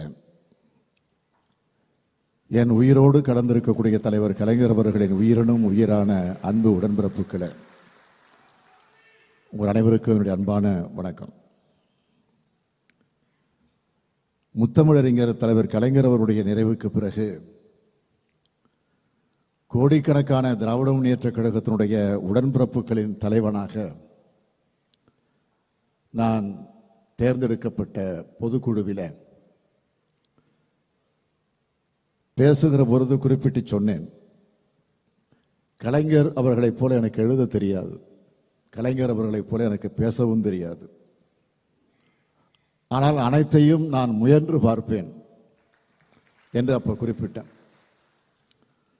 அப்படி நான் செய்த முயற்சி தான் இந்த புத்தகம். திராவிட முன்னேற்ற கழகத்துடைய தலைவர் என்ற பெருமையால் அல்ல, இந்த தமிழ்நாட்டினுடைய முதலமைச்சர் என்கிற அந்த கர்வத்தால் அல்ல, எப்பொழுதும் என்றென்றும் எந்த சூழலிலும் எந்த பொறுப்பில் இருந்தாலும் உங்களில் ஒருவனாகத்தான் நான் இருக்க வேண்டும். அதைத்தான் எந்த நாளும் இந்த ஸ்டாலின் அதை மறக்க மாட்டான் என்பதன் அடையாளமாகத்தான் எனது வாழ்க்கை வரலாற்று நூலுக்கு உங்களில் ஒருவன் என்ற பெயரை நான் சூட்டியிருக்கிறேன்.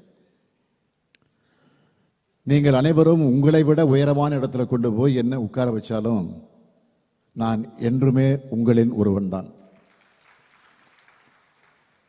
முத்தமிழறிஞர் தலைவர் கலைஞர் அவருடைய மகனாக என்னை கழகத்தவர்கள் முதலாக நினைச்ச போவோம்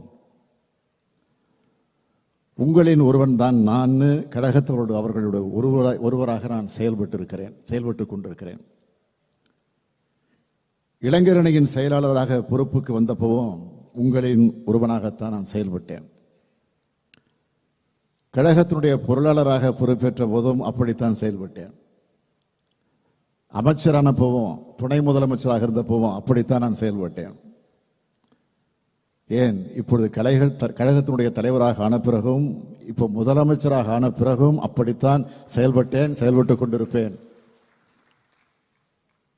எனது வாழ்நாள் முழுக்க உங்களில் ஒருவனாகத்தான் நான் செயல்படுவேன்னு இப்போ ஒரு உறுதியை உங்களிடத்தில் நான் சொல்லுகிறேன். எனக்கு திரும்ப திரும்ப நினைவுக்கு வரக்கூடிய சொற்கள் பேரறிஞர் அண்ணா சொன்ன சொல் தான். மக்களிடம் செல், மக்களோடு சேர்ந்து வாழ்.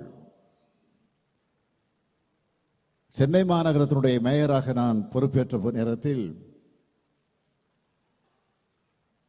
அப்பொழுது நான் ஒரு வார்த்தையை எழுதினேன், பதவின்னு ஒரு வார்த்தையை சொன்னேன். அந்த வார்த்தையை தலைவர் கலைஞர் அவர்கள் மாற்றினார். பதவின்னு போட்ட அந்த எழுத்துல மாற்றி என்ன போட்டார்னா பொறுப்புன்னு மாற்றினார். தலைவர் கலைஞர் செஞ்ச அந்த திருத்தம் தான் என் வாழ்க்கையிலே மறக்க முடியாத பெரிய பாடமாகும். அந்த பொறுப்புல எத்தனை உயர் பொறுப்புக்கு நான் வந்தாலும் என்றைக்கு நான் உங்களில் ஒருவன் தான். உங்களின் ஒருவனான எனது அனுபவங்கள்ல சிலவற்றை இந்த சமுதாயத்திற்கு சொல்லியாகணும் என்கிற அந்த காரணமாக அதை நான் கடமையாக கருதி அப்பப்போ சின்ன சின்ன பகுதிகளாக நான் எழுதி வைத்திருந்த பதிவுகளை அதை ஒட்டுமொத்தமாக தொகுத்திருக்கக்கூடிய புத்தகம் தான் இந்த புத்தகம். இதனை வாசிக்கிறது மூலமா உங்களின் ஒருவனா நான் எப்படி முளைச்சேன்னு முதலாக நீங்க தெரிஞ்சுக்க போறீங்க. என்னுடைய 23 வயது வரையிலான வாழ்க்கை தான் இந்த புத்தகம். 1953ஆம் ஆண்டு மார்ச் 1ஆம் தேதி நான் பிறந்தேன். அதாவது நாளை நான் பிறந்த நாள் கொண்டாட போறேன். நாளைக்கு என்னுடைய பிறந்த நாள். இன்றைய தினம் பிப்ரவரி 28. எனது பிறந்த நாளுக்கு ஒரு நாள் முன்னதாக இந்த புத்தகம் பிறக்குது.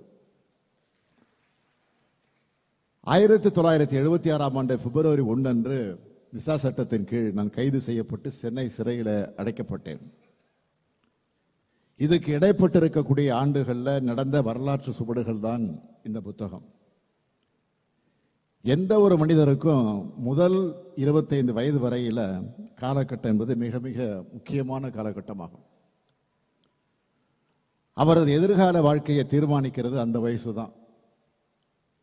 அவர் என்னவாக ஆக போறாங்கிறத தீர்மானிக்கிறதும் அந்த வயசு தான்.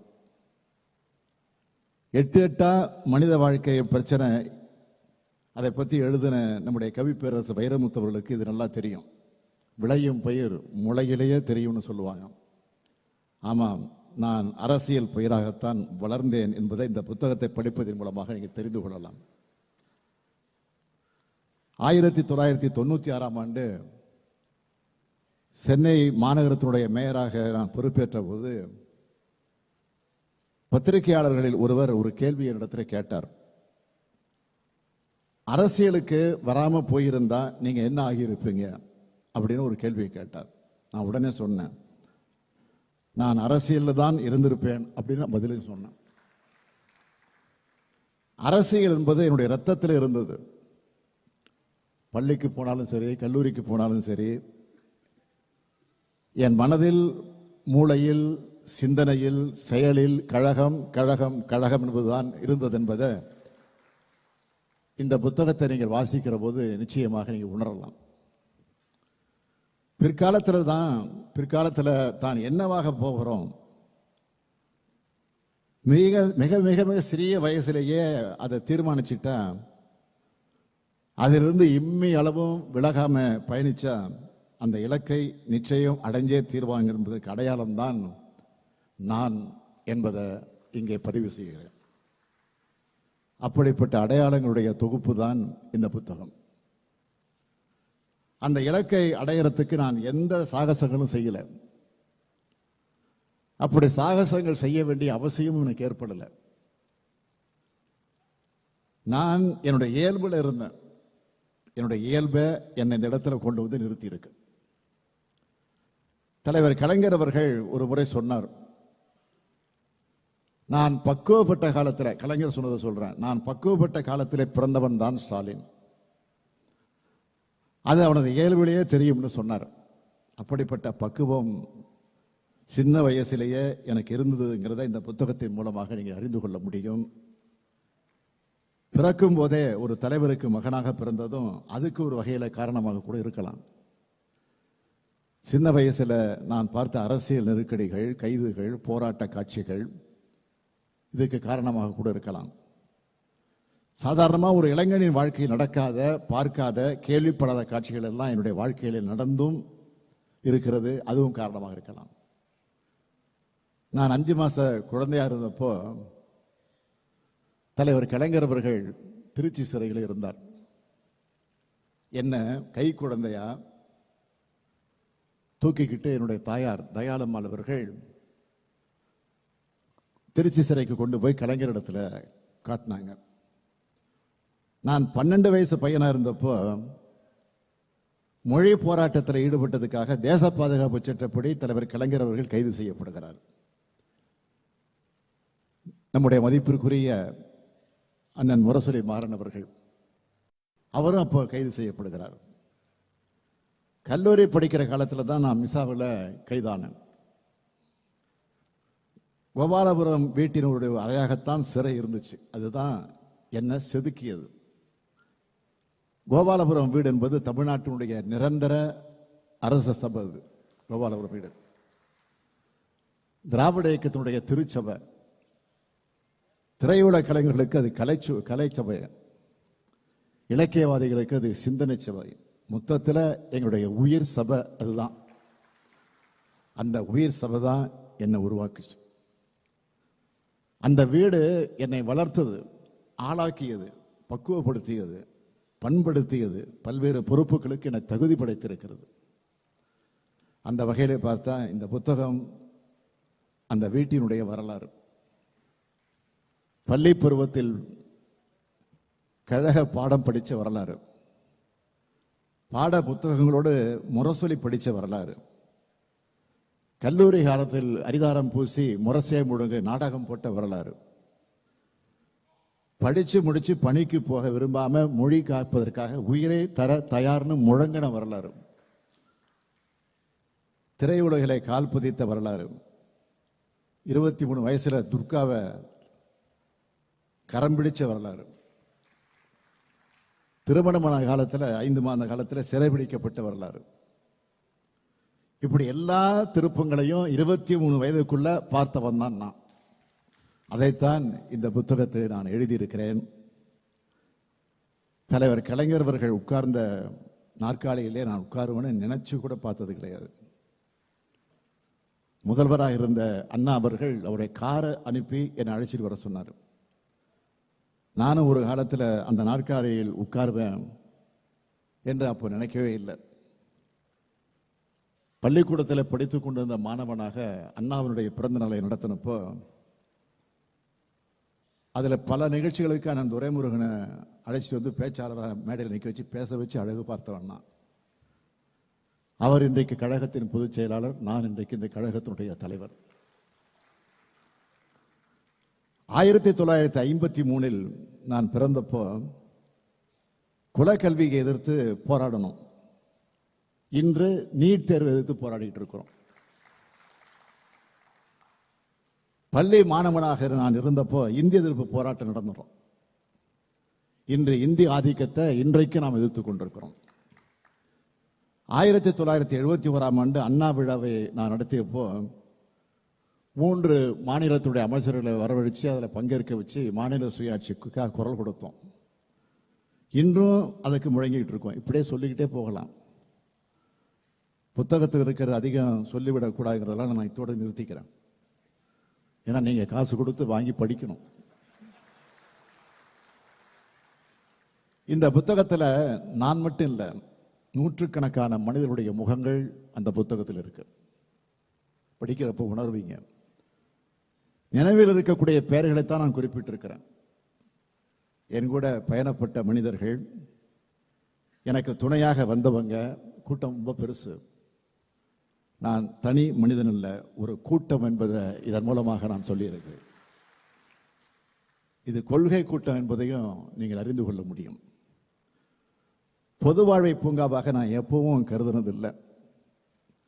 அது புயலை எதிர்த்து நிற்பதாகத்தான் அப்பவும் இருந்திருக்கு, இப்பவும் இருக்கு. அதுக்கு காரணம் எனது குறிக்கோள் என்பது எப்போதுமே பதவியா பொறுப்பா மட்டும் இருந்ததில்லை, கொள்கையாக இருந்துச்சு. சுயமரியாதை கொள்கையிலே தந்தை பெரியார், இன எழுச்சியிலே பேரறிஞர் அண்ணா, இயக்கத்தை வழிநடத்துவதிலே நம்முடைய முத்தமிழறிஞர் தலைவர் கலைஞர், மொழி உரிமையிலே நம்முடைய இனமான பேராசிரியர், இந்த 4வரின் நிழற்குடையில் தான் நான் நின்று கொண்டிருக்கிறேன். இவர்கள்தான் என்னை செதுக்கிய சிற்பிகள். இந்த 4வரும் தனி மனிதர்கள் அல்ல, அது தத்துவத்தினுடைய அடையாளங்கள். அத்தகைய தத்துவத்தினுடைய அடையாளமாகவே நான் இருக்க விரும்புகிறேன். எனது தத்துவத்துக்கு திராவிட மாடல் அதான் பெயர். திராவிட மாடல். மாடல் என்பது ஆங்கில சொற்கள். அதை தமிழில் சொல்றதா இருந்தா திராவிடவியல் ஆட்சி முறை. அதுதான் என்னுடைய கோட்பாடு. அனைத்தையும் உள்ளடக்கிய வளர்ச்சி தான் என்னுடைய கோட்பாட்டு நெறிமுறை. கல்வியில், வேலைவாய்ப்பில், தொழில் வளர்ச்சியில், சமூக மேம்பாட்டில் இந்த நாடு ஒன்று சேரணும். அந்த வளர்ச்சி என்பது அனைத்து சமூகங்களையும் மேம்படுத்துவதற்காக அமையணும். ஒரு குறிப்பிட்ட மாவட்டத்தின் வளர்ச்சியாக இல்லாமல் அனைத்து மாவட்டங்கள் சீராக வளரணும், வளர்த்தெடுக்கப்படணும். பால் பேதமற்ற, இரத்த பேதமற்ற சமூகமா நமது சமூக மனோபாவம் மாறணும். எல்லாருக்கும் எல்லாம் என்பதே இந்த திராவிடர்களுடைய கோட்பாடாகும். அனைத்து தேசிய இனங்களும் சரிநிகர் உரிமை தரப்படும் என்பதுதான் திராவிடவியலுடைய கோட்பாடு. இந்தியா என்பது மாநிலங்களின் ஒன்றியமாகும். அதைத்தான் அரசியலமைப்பு சட்டமும் சொல்கிறது. அனைத்து மாநிலங்களும் அதிக அதிகாரம் கொண்ட சுயாட்சித்தன்மை கொண்டதாக இருக்கணும். இந்த மாநிலங்களின் ஒன்றியமான இந்திய அரசானது கூட்டாட்சி முறைப்படி செயல்படும் என்பதுதான் திராவிடவியல் கோட்பாடு. இந்த திராவிடவியல் கோட்பாட்டை தமிழகத்தில் மட்டுமல்ல, இந்தியா முழுமைக்கு எடுத்து சொல்லணும் தான் திரு ராகுல் காந்தி அவர்களும், மாண்புமிகு முதல்வராக இருக்கக்கூடிய பினராயி விஜயன் அவர்களும், உமர் அப்துல்லா அவர்களும், தேஜஸ்வி அவர்களும் இங்கே அந்த உணர்வோடு தான் அழைக்கப்பட்டிருக்கிறாங்க. இந்திய நாடாளுமன்றத்துடைய மைய மண்டபத்திலே நின்று நம்முடைய அருமை சகோதரர் ராகுல் காந்தி அவர்கள் ஒன்றை குறிப்பிட்டு சொன்னார். இன்றைக்கும் என்னுடைய செவிகளில் ஒலித்துக் கொண்டிருக்கிறது. India is a union of states என்றும் BJP can never ever rule over the people of Tamil Nadu அப்படின்னு சொன்னார். அவர் திராவிடவியல் கோட்பாட்டை முழுமையாக உள்வாங்கியவர் என்பதை அவர் எடுத்து சொன்ன வார்த்தை நமக்கெல்லாம் உணர்த்தி கொண்டிருக்கிறது. இத்தகைய மனமாற்றத்தை அகில இந்திய தலைவர்கள் அனைவரும் அடையணும் தான் பேரறிஞர் அண்ணா அவர்களும் முத்தமிழறிஞர் கலைஞர் அவர்களும் விரும்பினாங்க. அவங்க காலத்தில் அடைய முடியாத மாற்றம் இப்பொழுது தெரிய தொடங்கி இருக்கு. கூட்டாட்சி தத்துவத்தினுடைய நெறிமுறைகள் குறித்து நம்முடைய சகோதரர் ராகுல் காந்தி அவர்கள் இப்போ அதிகம் பேச தொடங்கி இருக்கிறார். அதற்காக என்னுடைய சார்பில் மட்டுமல்ல, தமிழ்நாட்டு மக்களின் சார்பில் என்னுடைய வாழ்த்துக்களை, பாராட்டுகளை நான் தெரிவிச்சுக்க விரும்புகிறேன். மாநிலங்களுக்கு அதிக அதிகாரம் கொண்ட வகையில் இந்திய அரசியலமைப்பு சட்டம் திருத்தப்படணும். அதற்கு அகில இந்திய காங்கிரஸ், கம்யூனிஸ்ட் கட்சிகள், அனைத்து மாநில கட்சிகளும் குரல் கொடுக்கணும். நிதி உரிமைகள் பறிக்கப்பட்டு, சிந்தனைகள் உரிமைகள் பறிக்கப்பட்டு, செயல்படக்கூடிய உரிமைகள் பறிக்கப்பட்டு, இன்றைய தினம் மாநிலங்கள் அதிகாரமற்ற பகுதிகளாக உருக்குலையக்கூடிய காட்சியை பார்த்து நாம் தடுத்தாக்கணும். அதுக்கு இந்தியா முழுமைக்குமான அனைத்து கட்சிகளும் ஒன்று சேர்ந்து பாடுபடணும். மாநிலங்களின் அதிகாரங்கள் ஒவ்வொன்றா பறிபோனத காரணமாகத்தான் அந்தந்த மாநில மக்களுடைய அரசியல் உரிமைகளும் பறிக்கப்பட்டு கொண்டிருக்கு. அதனை இப்போது அனைத்து கட்சிகளும் உணர்ந்து கொண்டிருக்கின்றன. மாநிலத்தில் சுயாட்சி, மத்தியிலே கூட்டாட்சி என்பது இன்று இந்தியா முழுமைக்கான முழக்கமாக மாறிவிட்டது. அதைத்தான் நாடாளுமன்றத்தில் திரு ராகுல் காந்தி அவர்கள் அழுத்தம் திருத்தமாக குறிப்பிட்டு சொல்லியிருக்கிறார். அதேபோல் இந்த சட்டத்தினுடைய ஆட்சியாக மட்டும் இல்லாமல் சமூக நீதியின் ஆட்சியாக மாறணும். இதற்காக அகில இந்திய அளவிலான சமூக நீதி கூட்டமைப்பை திராவிட முன்னேற்ற கழகத்தின் சார்பிலே உருவாக்கி அனைத்து அகில இந்திய கட்சிகளுக்கு நான் அழைப்பு விடுத்திருக்கிறேன். இத்தகைய திராவிடவியல் கோட்பாட்டை இந்தியா முழுமைக்கு விதைப்பது எனது பணியா மேற்கொள்வேன் என்று இந்த நிகழ்ச்சியின் வாயிலாக உங்கள் அத்தனை பேருக்கு நான் உறுதியாக குறிப்பிட விரும்புகிறேன். அந்த வகையில் எனது அரசியல் வாழ்க்கையின் திருப்பு முனையாக இந்த நிகழ்ச்சி அமைஞ்சிருக்கு. இந்த மேடையை பார்க்கும்போது என்னுடைய நினைவுகள் பின்னோக்கி போகுது. 1975 ஆண்டு ஆகஸ்ட் மாதம் 20ஆம் நாள் எனக்கும் என்னுடைய துணைவியார் துர்காவுக்கும் திருமணம் நடந்துச்சு. எனக்கு முன்னதாகவே அவரும் நானும் என்ற தலைப்பில் துர்கா தன்னுடைய வாழ்க்கை வரலாற்றை எழுதிட்டாங்க. மணமக்களாகிய எங்களை வாழ்த்தி அன்றைக்கு பிரதமராக இருந்த அம்மையார் இந்திரா காந்தி அவர்கள் வாழ்த்து செய்தி அனுப்பியிருந்தாங்க. இன்று அவரது பேரன் ராகுல் காந்தி அவர்கள் இந்த மேடையில் வந்து அமர்ந்திருக்கிறார். ஃபரூக் அப்துல்லா அவர்கள் வாழ்த்து செய்தி அனுப்பியிருந்தார்.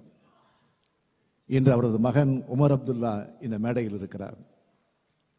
கம்யூனிஸ்ட் இயக்கத்தினுடைய மாபெரும் தலைவரான கேரள மாநிலத்தைச் சார்ந்த EMS நம்பூதிரிபாட் அவர்கள் எனக்கு வாழ்த்து செய்தி அனுப்பியிருந்தார். இப்பொழுது கேரளாவில் இருந்து மாண்புமிகு பினராயி விஜயன் அவர்கள் வந்து இந்த மேடையில் அமர்ந்திருக்கிறார். நேரில் வந்து வாழ்த்துவதற்காக பீகாரிலிருந்து பெருந்தலைவர் ஜெகஜீவன் ராம் அவர்கள் வந்திருந்தார். இப்பொழுது பீகாரிலிருந்து தேஸ்ஜவி அவர்கள் இங்கே வந்து அமர்ந்திருக்கிறார். அன்று எங்கள் திருமணமே அகில இந்திய மாநாடு போல் நடந்துச்சு. இன்று இந்த புத்தக வெளியீட்டு விழாவும் அகில இந்திய மாநாடு போல் நடந்து கொண்டிருக்கிறது. எங்களது பல்வேறு அரசியல் பணிகளுக்கு இடையில இங்கு வந்திருந்து என்னை பெருமைப்படுத்திய ராகுல் காந்தி அவர்களுக்கும் மாண்புமிகு பினராயி விஜயன் அவர்களுக்கும் உமர் அப்துல்லா அவர்களுக்கும் தேஜஸ்வி அவர்களுக்கும் இந்த நேரத்தில் என்னுடைய நன்றியை தெரிவித்துக் கொள்ள விரும்புகிறேன். I thank each and every one of you for gracing this occasion with your presence. I have always dedicated myself to public life, and I assure that I will remain so forever. Before concluding my speech, I wish to make an appeal, not just to the leaders on the stage, but to everyone who believes in secular value. Our Indian Union is facing a big threat from deceiving forces. We all need to come together to defeat them and protect the funding principles of India.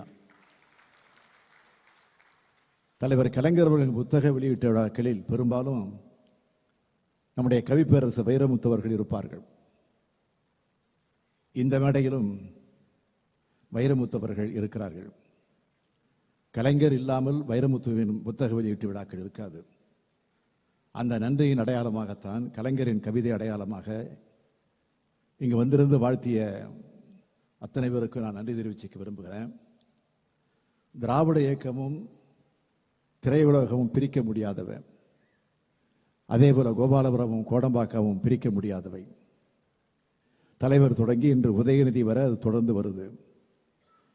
கலை உலகின் பிரதிநிதியா இனமான நடிகர் சத்யராஜ் அவர்கள் கலந்து கொண்டு வாழ்த்துரை வழங்கியிருக்கிறார். அவருக்கு நன்றி தெரிவிச்சுக்கிறேன். கழகத்தின் பொதுச் செயலாளர் மாண்புமிகு துரைமுருகன் அவர்களும்